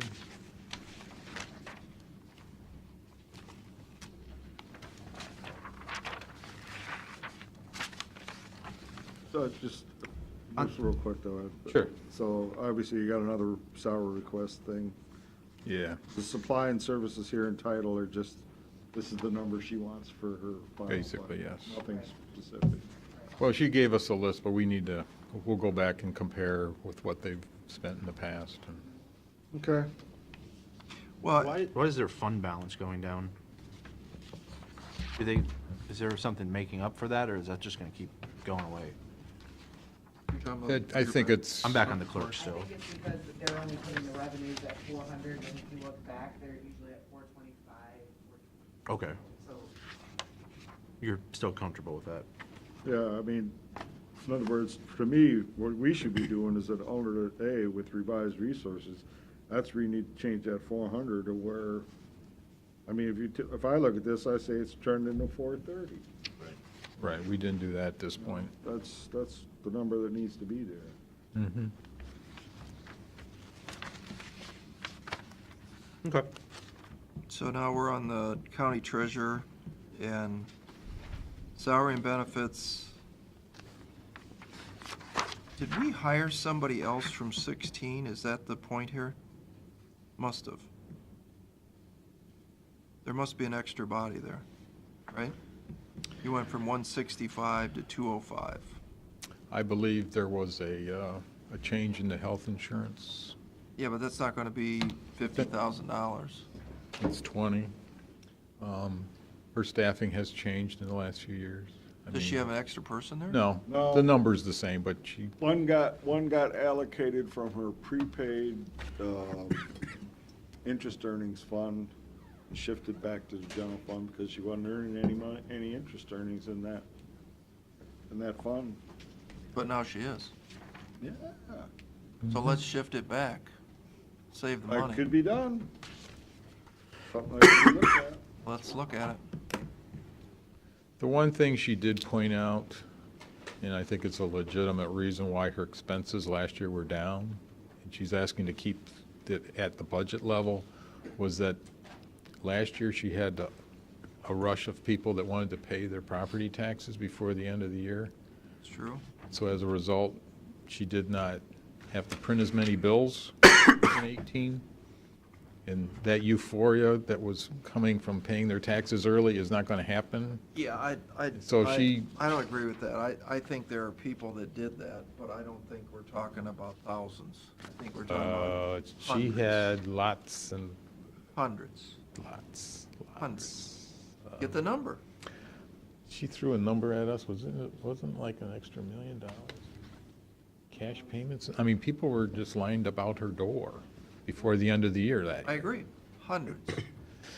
Uh, How many tax We'll bills we'll did she send? quantify it. We'll get some more statistics for you, but she, Can't be for tax purposes anymore. Not for this year, no. no, I think people thought they were gonna be able to sneak in on their 17 tax filing. Yeah, I did it, so. But in the end, what was the savings? You mean the stamps? She didn't have to The stamp in the envelope, is that what you're talking about? prepare bills. Times hundreds of people. Yeah. So you might have saved a couple $100, but I don't think so, but we'll get those numbers for you. Well, to Steve's point, you know, in this case, I'd look back at 15 and 14, and if it's running around $60,000, 58,000 in actual in 17, I'd start looking at how to get from 58 to 68, and then maybe you'll find out in 15 it was 48. Maybe that's where you want to go back to that, see how many pencils were in there. We understand. I mean, if I just look at those two accounts or groupings, from 16 to 17 was roughly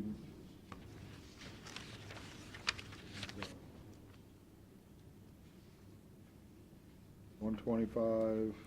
That was a little bit, a lot less. 17 was a lot less. That was 95,000, 96. Where you at, Pete? Just looking at the services and supplies accounts, all right? Just add them together. Oh, okay. 16, you got roughly 125,000. 17, you got 94,000. 18, you're at 129. That's a good way to look at it. What's a meter contract? That's Investments. the investment board, productive portfolios, and they come in and talk about. Oh, okay. You know, But that's always been in, wasn't it? They got an increase. it had been $23,000 a year for a long time. And not. It went from 20, Three to 23, oh, I was thinking 2,300, I'm sorry. 23,000 a year. Never mind.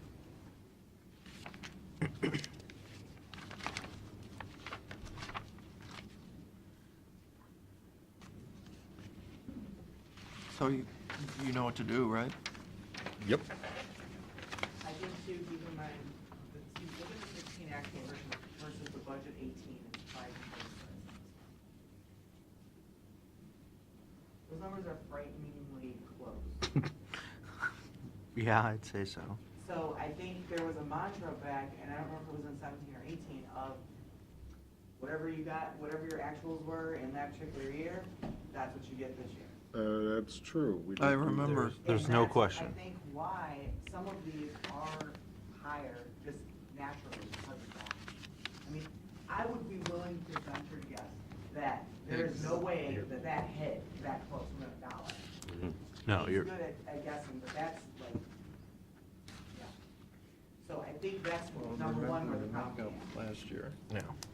Yeah, I mean, no, that's a good bit of history. that's a good history lesson. It is That- true. that's We did exactly do what we that. So said. that's why, again, still, why I will say, I don't like setting it to actuals, whatever. Tell me what's gonna happen this year. And remind people, because I had forgotten about that, so that's good pickup. And again, trust me on this, go back to 2012, and I'll bet you're gonna go, what? I guarantee you. Oh, Yeah, you're gonna I go, guarantee you will. yeah.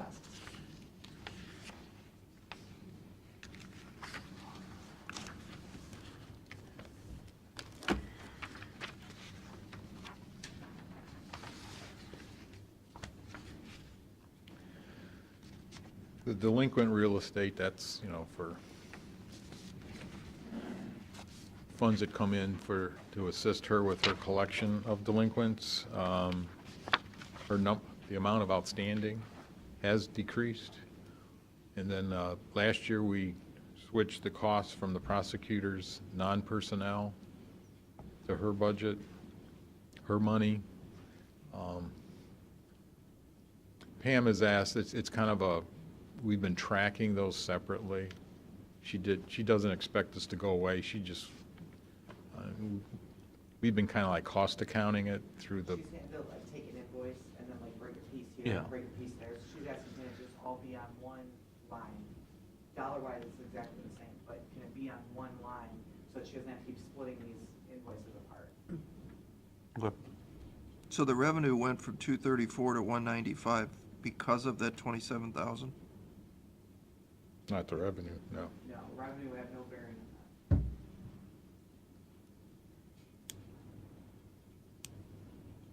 Well, I thought that's what was happening, is you were taking the 27,000 over to the prosecutor's side of the ledger. The bills came over to her Yeah, I don't. that were normally paid by the prosecutor.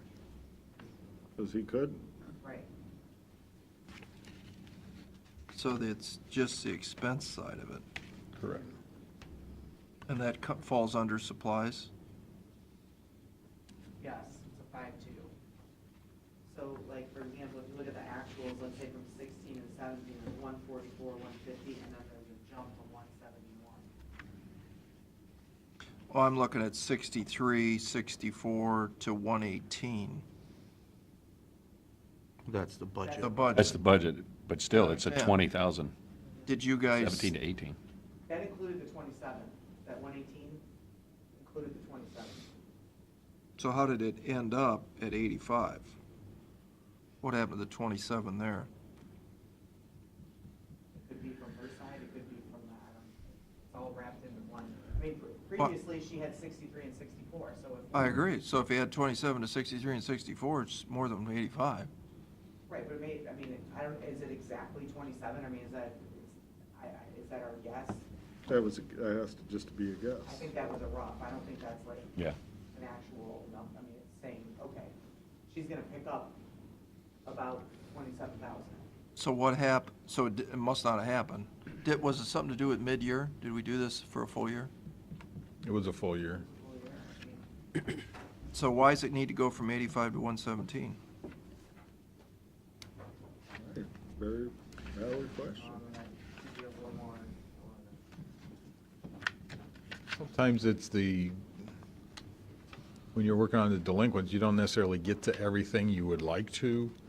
And I think, that's part of what, there's a newspaper advertising expense is a Carolyn, pretty can you good zoom chunk out a of little change. bit? Depends on how much they get to it. You're gonna have to go out like that, because it's a pretty wide. Yeah.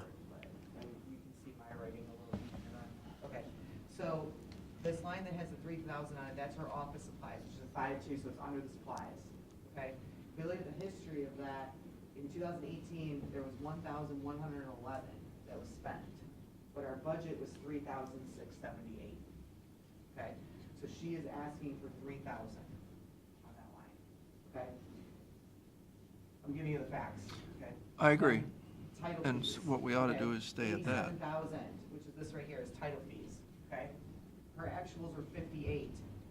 She's asking for 114, but that's because if you look down here, originally she had 27,000. She's asking just to move that up 87 plus the 27 is the 114. But why wouldn't you take the 58 plus the 27? I'm confused. That's a great, right. Agreed, that's where your difference is. That's where, so the 27,000, if you look at Kevin's, okay, piece down here. That is Kevin's part of the budget. 26,020. That's the number then. It was 27, so it's 26,020? That was the actuals, so that. hit, Close. I mean. Right there. Close, very close. So then, what happens is, this is on her side, the 87 and the 58.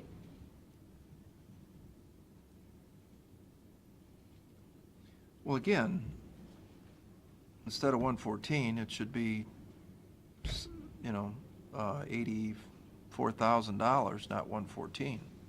Should take the 58, 159. Add the supplant 26,000. Add the 26,000, and that's the number. Anything you need more than that, you'd have to come back. Right, however the mantra is. Yeah. Last year's budget was 87, I'm staying with what I had last year, I'm asking for any more. We have $1 for every time we heard that. Right. So, and I'm not picking on Pam, I'm just saying. like, No. As an example. Oh, no, So, that's every year's. It's government at its finest, right? Maybe to be fair to everybody, we could stop now and just I was gonna- redo this I was gonna because say, we're right, running I have in. an 11:30 meeting anyway, We but it were, sounds like- we were somewhat under the impression that as long as they stayed within their 18 budget, they were okay for now. So- And if you want us to go back and compare more based on actual expenses and I think we get do, more right? specific, we can do that. At this point, that's not necessarily been, right, that hasn't been our message. Right. Well, So in and all the- fairness, I mean, our message has been, you cannot exceed what you had in 18. Right. And then we're backing out one-time deals, right? If there was one time, you know, whatever it might be, we're backing that out, we're identifying those, okay? Yeah, I mean, maybe we should be amending our policy, tighten it up. I was trying to find that, I'm not even sure it's a policy decision, Pete. I mean, I think we've got X number of dollars, which you need to tell us what that X is, what's your Again, best the guess. policy is for these guys is marching orders to go meet with these folks, Right. on what they can and what they can't do. So if our marching orders to them are cut these down, then that needs to be in the policy, and those are the marching orders. But see, I've argued this for years. The problem is, So I know where you're I gotta coming know from. how much money I got first. Yeah. If I don't have any money to spend, and you're telling me I got $400,000 in new problems, which I don't know exactly that number, but we know for a fact, we got prosecutor, we got judge, we got probation, defender. public defender. We know we got those problems. I want to know what the total of those problems is. Then I need to know, do I have that extra money to spend? And then if I We don't. don't know that until we get all the numbers, really. Right. So You know, that's why this year, because I remember you asking it last year, on this color sheet, the ones in yellows are just a rough estimate, so at least we have an idea of Yeah. where they're gonna hit. Right. So that bottom number, at the very bottom of this, but that's based on all of those estimates. As we start shaking these through and seeing where they really fall, they'll turn, orange means we've met with them, so that's kind of probably where it's gonna fall. Yellows, who knows? And then green is what we're presenting. So as we get, that number's gonna tighten down as we start going through. Well, Pete, correct me if I'm wrong, my gut tells me that we're gonna have some big issues next year just because of the extra expenses. And my prediction is, I don't think you're gonna see the revenues that you had in 18 that you had in 19, because you don't have a roller coaster. So, you know, and the economy potentially is slowing. I think we'll be close, but there's not gonna be any significant increase. It'll be flat, Yeah. relatively speaking. And in the old days, it used to be, we used to be able to go, 1.5%, 2%, 3%. Oh, yeah, $30 million, that's a lot of money. Yeah. But I just don't see that anymore. I mean, we are gonna get a bump in property taxes because of the reval. But that's I such just a don't see- I minuscule don't- amount. Again, our big thing is the sales tax, that's half of our revenue. And do I see much happening there? Unless the state fixes this Amazon sales tax thing and we get all the receipts, which I certainly don't understand why they're not doing that, but. As Pete was mentioning earlier about the policies on page 3, it says it's the last section of the page. It says each office will receive a total amount for the year. That number will be the 2018 approved budget amount for daily operations. And then it more or less goes further and says, we will calculate the wage and fringe amount. It is what it is. And then we're more or less not doing that at this point, so Well, I we think. should do a revision. Yeah, I think you guys know what to do. Yeah. Let's prepare the revision for next week. Do we need to have a Tuesday meeting to stay on course? Or do you want to wait till Thursday? Here's our problem. We have meetings all next week and the week after. Example, Tuesdays does. Okay. So we have these meetings, they have to be completed by the 25th. If we have to go back and meet with these people again, do we want to extend those deadlines? Is that deadline just intended for the first meeting with them? Is that, because if we have to go back, some of these meetings occurred in December. Sure. So if we have to go back then, we're booked and we still have people to have on schedule. Yeah. So we work 2, 3 a day. I mean, Well, you Again, coordinate with Pete and Carolyn on what you need us to do, and if we need to hold more meetings on our end, fine. If Does it have to be budget policy? I mean, we just told you, just do it. but I think we have to follow policy. I think that's. You do? Because won't they turn around and jump back in their face and go, well, it says here, what are you asking me this for? It says, do this. Really? There's a few people that read the policies, I would not too think many, somebody's but gonna there's a few. Jump back at you at some point. Not and go, many, but there are a But if few. you Yeah. start pushing back, more people are gonna refer back to that policy. Yeah. Well, let's change Changing it. the policy is real easy. Oh, yeah. I mean, there ain't no problem with that. Right. The We could do execution. that today, couldn't we? Yes. Why don't we just change it today? Duh, why do we have to have another meeting? What's the policy? What do we say? Well, I mean, How do we just say? to get something in writing. Do a motion and then follow it with a resolution next week? Yeah, well, we can do that, and then, in the meantime, we can let people know that, guess what, a policy amendment's coming. But it's how we document and formalize it. I mean, you get the resolution, we email it out to everybody, so. Practice today. That's not saying we Yeah, can't yeah, Consider a yeah, motion. practice. We Right. just need something like to hang our hat on if they start really, Sure. coming down. All right, I make a motion that we adjust the budget policies per our discussion. Second. And we'll work on that language? Wait a minute. No. Mr. Someone Auld? will tighten the language up. I'm visualizing the language now. It's Okay, okay. good. Got thank it? you. Okay. Mr. Old? Yes. Mr. Shenigo? Yes. Mr. Schaffner? Yes. And we'll draft the resolution for next week. Have fun. Let's do the resolutions. You guys are on board, right? I mean, you get it. Oh, we understand. Yeah, absolutely. I mean, I seriously, I would go back and work with Pete and figure out how much more money we need and then look at how much more money we're gonna get, and that's what I would go in and when I sit down with the elected official, I would say, here's the problem, guys. Because it's the truth. It's where we're at. Thank you. Did we wear you out, Dave? Oh, no, just no stipulated.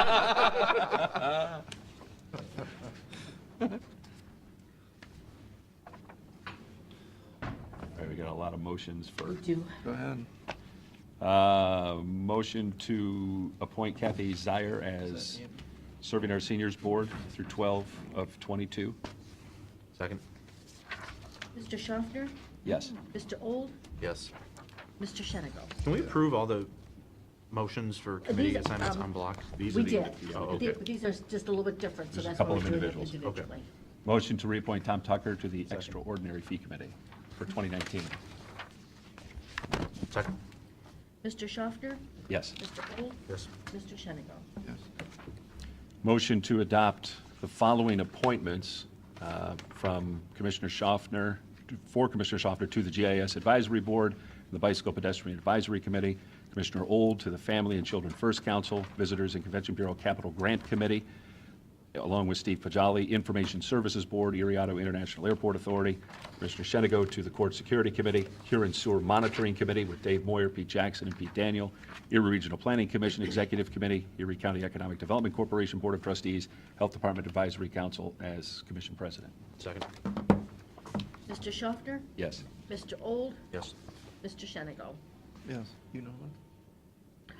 We're doing resolutions, yeah. Move for adoption of resolution of the Board of County Commissioners of Erie County, Ohio, for the purpose of entering into agreement amendment number 9 with Aramark Correctional Services LLC. I assume. Second? Mr. Schaffner? Yes. Mr. Old? Yes. Mr. Shenigo? And then to Pete. Move for adoption of resolution of the Board of County Commissioners of Erie County, Ohio, for the purpose of designating the official representative and alternate to vote at the annual meeting of the County Commissioners Association of Ohio. Second? Mr. Schaffner? Yes. Mr. Old? Yes. Mr. Shenigo? Yes. I don't think we have to. Just that she'll fill That's it the out. thing, okay. Move for the adoption of resolution of the Board of County Commissioners of Erie County, Ohio, for the purpose of entering into an agreement with Johnson Controls. Second? Mr. Schaffner? Yes. Mr. Old? Yes. Mr. Shenigo? Is that normal? This is all part of Yeah. it. Signature on the bottom of that one. And not just recognize it, so. Move for adoption of resolution of the Board of County Commissioners of Erie County, Ohio, for the purpose of entering into an agreement with Plant and Moran LLP. Second? Mr. Schaffner? Yes. Mr. Old? Yes. Mr. Shenigo? Yes. It's the same one with this or something. That's okay. Move for adoption of resolution of the Board of County Commissioners of Erie County, Ohio, for the purpose of declaring certain Erie County equipment surplus and ordering same to be sold by internet auction. Second. Some of them don't need signatures. Mr. Schaffner? Yes. Mr. Old? Yes. Mr. Shenigo? Yes. Move for adoption of resolution of the Board of County Commissioners of Erie County, Ohio, for the purpose of entering into an agreement with Tamara Kilbride. Second. Mr. Schaffner? Yes. Mr. Old? Yes. Mr. Shenigo? Yes. That one, yeah.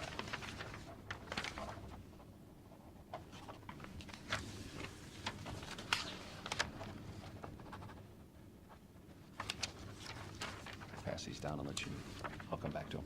Move for adoption of resolution of the Board of County Commissioners of Erie County, Ohio, for the purpose of entering into an agreement with Michelle Garretts. Second. Mr. Shenigo? I'm sorry. Mr. Schaffner? Yes. Mr. Old? Yes. Mr. Shenigo? Move for adoption of resolution of the Board of County Commissioners of Erie County, Ohio, for the purpose of entering into an agreement with Dana Daniel. Second. Mr. Schaffner? Yes. Mr. Old? Yes. Mr. Shenigo? Yes. Move for adoption of resolution of the Board of County Commissioners of Erie County, Ohio, for the purpose of entering into an agreement with Lori Stith. Second. Mr. Schaffner? Yes. Mr. Old? Yes. Mr. Shenigo? Yes. Resolution, move for adoption of resolution of the Board of County Commissioners of Erie County, Ohio, for the purpose of entering into an agreement with Kristen Lloyd. Second. Mr. Schaffner? Yes. Mr. Old? Yes. Mr. Shenigo? Yes. Move for adoption of resolution of the Board of County Commissioners of Erie County, Ohio, for the purpose of entering into an agreement with Julie Young. Second. Mr. Schaffner? Yes. Mr. Old? Yes. Mr. Shenigo? Yes. Move for adoption of resolution of the Board of County Commissioners of Erie County, Ohio, for the purpose of entering into an agreement with Henshin and Associates. Second. Mr. Schaffner? Yes. Mr. Old? Yes. Mr. Shenigo? Yes. Move for adoption of resolution of the Board of County Commissioners of Erie County, Ohio, establishing an installment schedule of payments for water tap fees servicing the property located at 1500 Bayberry Cove here in Ohio, tax ID 39-01034.007. Second. Mr. Schaffner? Yes. Mr. Old? Yes. Mr. Shenigo? Yes. Move for adoption of resolution of the Board of County Commissioners of Erie County, Ohio, establishing an installment schedule of payments for water tap fees servicing the property located at 1600 Bayberry Cove here in Ohio, tax ID number 39-01034.007. Second. Mr. Schaffner? Yes. Mr. Old? Yes. Mr. Shenigo? Move for adoption of resolution of the Board of County Commissioners of Erie County, Ohio, establishing an installment schedule of payments for water tap fees servicing the property located at 1700 Bayberry Cove here in Ohio, tax ID number 39-01034.007. Mr. Schaffner? Yes. Mr. Old? Yes. Mr. Shenigo? Yes. Move for adoption of resolution of the Board of County Commissioners of Erie County, Ohio, establishing an installment schedule of payments for water tap fees servicing the property located at 1800 Bayberry Cove here in Ohio. Second. Mr. Schaffner? Yes. Mr. Old? Yes. Mr. Shenigo? Yes. Move for adoption of resolution of the Board of County Commissioners of Erie County, Ohio, establishing an installment schedule of payments for water tap fees servicing the property located at 1900 Bayberry Cove here in Ohio. Second. Mr. Schaffner? Yes. Mr. Old? Yes. Mr. Shenigo? Yes. Move for adoption of the resolution of Board of County Commissioners of Erie County, Ohio, for the purpose of declaring certain items surplus and ordering same to be discarded or salvaged. Second. Mr. Schaffner? Yes. Mr. Old? Yes. Mr. Shenigo? Yes. Move for adoption of resolution of the Board of County Commissioners of Erie County, Ohio, authorizing the county auditor to make an interfund transfer. Second. Mr. Schaffner? Yes. Mr. Old? Yes. Mr. Shenigo? Move for adoption of resolution of the Board of County Commissioners of Erie County, Ohio, declaring it necessary to levy a tax in excess of the 10 mil limitation for the Erie County General Health District for the purpose of carrying out health programs and providing for the submission of such health district renewal tax levy 0.3 mil to the electors of said district at the election to be held on May 7th, 2019. Second. Mr. Schaffner? Yes. Mr. Old? Yes. Mr. Shenigo? Yes. Move for the adoption of resolution of the Board of County Commissioners of Erie County, Ohio, executing payment of then and now certification presented by the county auditor pursuant to ORC 570541D1 and authorizing the drawing of warrants and payment of the amounts due upon contractor order. Second. Mr. Schaffner? Yes. Mr. Old? Yes. Mr. Shenigo? Move for adoption of the resolution of the Board of County Commissioners of Erie County, Ohio, establishing an installment schedule of payments for sanitary sewer tap fees servicing the property located at 1500 Bayberry Cove here in Ohio. Mr. Schaffner? Yes. Mr. Old? Yes. Mr. Shenigo? Yes. Move for adoption of the resolution of the Board of County Commissioners of Erie County, Ohio, establishing an installment schedule of payments for sanitary sewer tap fees servicing the property located at 1600 Bayberry Cove here in Ohio. Second. Mr. Schaffner? Yes. Mr. Old? Yes. Mr. Shenigo? Yes. Move for adoption of resolution of the Board of County Commissioners of Erie County, Ohio, establishing an installment schedule of payments for sanitary sewer tap fees servicing the property located at 1700 Bayberry Cove here in Ohio. Second. Mr. Schaffner? Yes. Mr. Old? Yes. Mr. Shenigo? Yes. Move for adoption of resolution of the Board of County Commissioners of Erie County, Ohio, establishing an installment schedule of payments for sanitary sewer tap fees servicing the property located at 1800 Bayberry Cove here in Ohio. Second. Mr. Schaffner? Yes. Mr. Old? Yes. Mr. Shenigo? Yes. Move for adoption of resolution of the Board of County Commissioners of Erie County, Ohio, establishing an installment schedule of payments for sanitary sewer tap fees servicing the property located at 1900 Bayberry Cove here in Ohio. Second. Mr. Schaffner? Yes. Mr. Old? Hey, everything on Bayberry Cove is good. Right. This is But the if last one. 1640 Bayberry, no. Like, I was going to vote no on that one, too. all right. Yeah, I don't agree with that one. So, yes. Mr. Shenigo? Yes. Move for adoption of resolution of the Board of County Commissioners of Erie County, Ohio, for the purpose of entering into an agreement with Pitney Bowes. Second. Mr. Schaffner? Yes. Mr. Old? Yes. Mr. Shenigo? Move for adoption of resolution of the Board of County Commissioners of Erie County, Ohio, for the purpose of entering into agreement Amendment 1 with Bureau Group Architecture and Engineering Incorporated renovations at the Meadows at Osborne Park. Second. Mr. Schaffner? Yes. Mr. Old? Yes. Mr. Shenigo? Move for adoption of a resolution of Board of County Commissioners of Erie County, Ohio, for the purpose of entering into an agreement with Marlin P. White and Sons Incorporated. Second. Mr. Schaffner? Yes. Mr. Old? Yes. Mr. Shenigo? Okay, I'm missing one. Which one? And it's a same agreement with coaches, but I know it's in there. If you want to just adopt the resolution, I'll make sure it gets a number. What is coaches? It's a sane agreement. It's, A sane agreement? sane. It's a. Singing agreement? Nurse examiner? Yeah, it's a nurse examiner for the prosecutor. Is that just a name in there that was? Yes, I don't remember her first name. All right, so It's- moved. It's a singing Second. agreement. You have to sing it. So moved. Sane. S-A. Why does it sing? Second. Mr. Schaffner? Yes. Mr. Old? Sure, it's Yes. in the stack somewhere. Mr. Shenigo? Yes. Make a motion, we go into executive session regarding pending litigation. You don't have anything? Oh, I have couple quick little thingies. Better make it real quick. yeah, real quick. Okay. Wait, don't you have to get into executive session? For him? No, he's doing He's just his doing his various thing. I'm issues. doing my various issues. Oh, I thought you had executive I mean, session. We do have an I mean, executive. it kind of dovetails into the budget discussion talks. Got our first month of sales tax. It is absolutely flat, only went up $800. But that, that's 1 month, as we saw like last year. Things didn't turn out good, but we ended up hitting the budget in the end. So, casino taxes continue their rise. We're up 2.8% for the first quarter. For what? Casino taxes. Of course, that's only $6,000 in a quarter. You can't count on that. That's a No, gamble. I know. Yes. That's good. So that's the end of my report, gentlemen. All right, now I make a motion, we go into executive session regarding pending litigation. Second. Mr. Old? Yes. Mr. Schaffner? Yes. Mr. Shenigo? Yes. And I make a motion, we adjourn. Second. Mr. Old? Yes. Mr. Schaffner? Yes. Mr. Shenigo? Yes.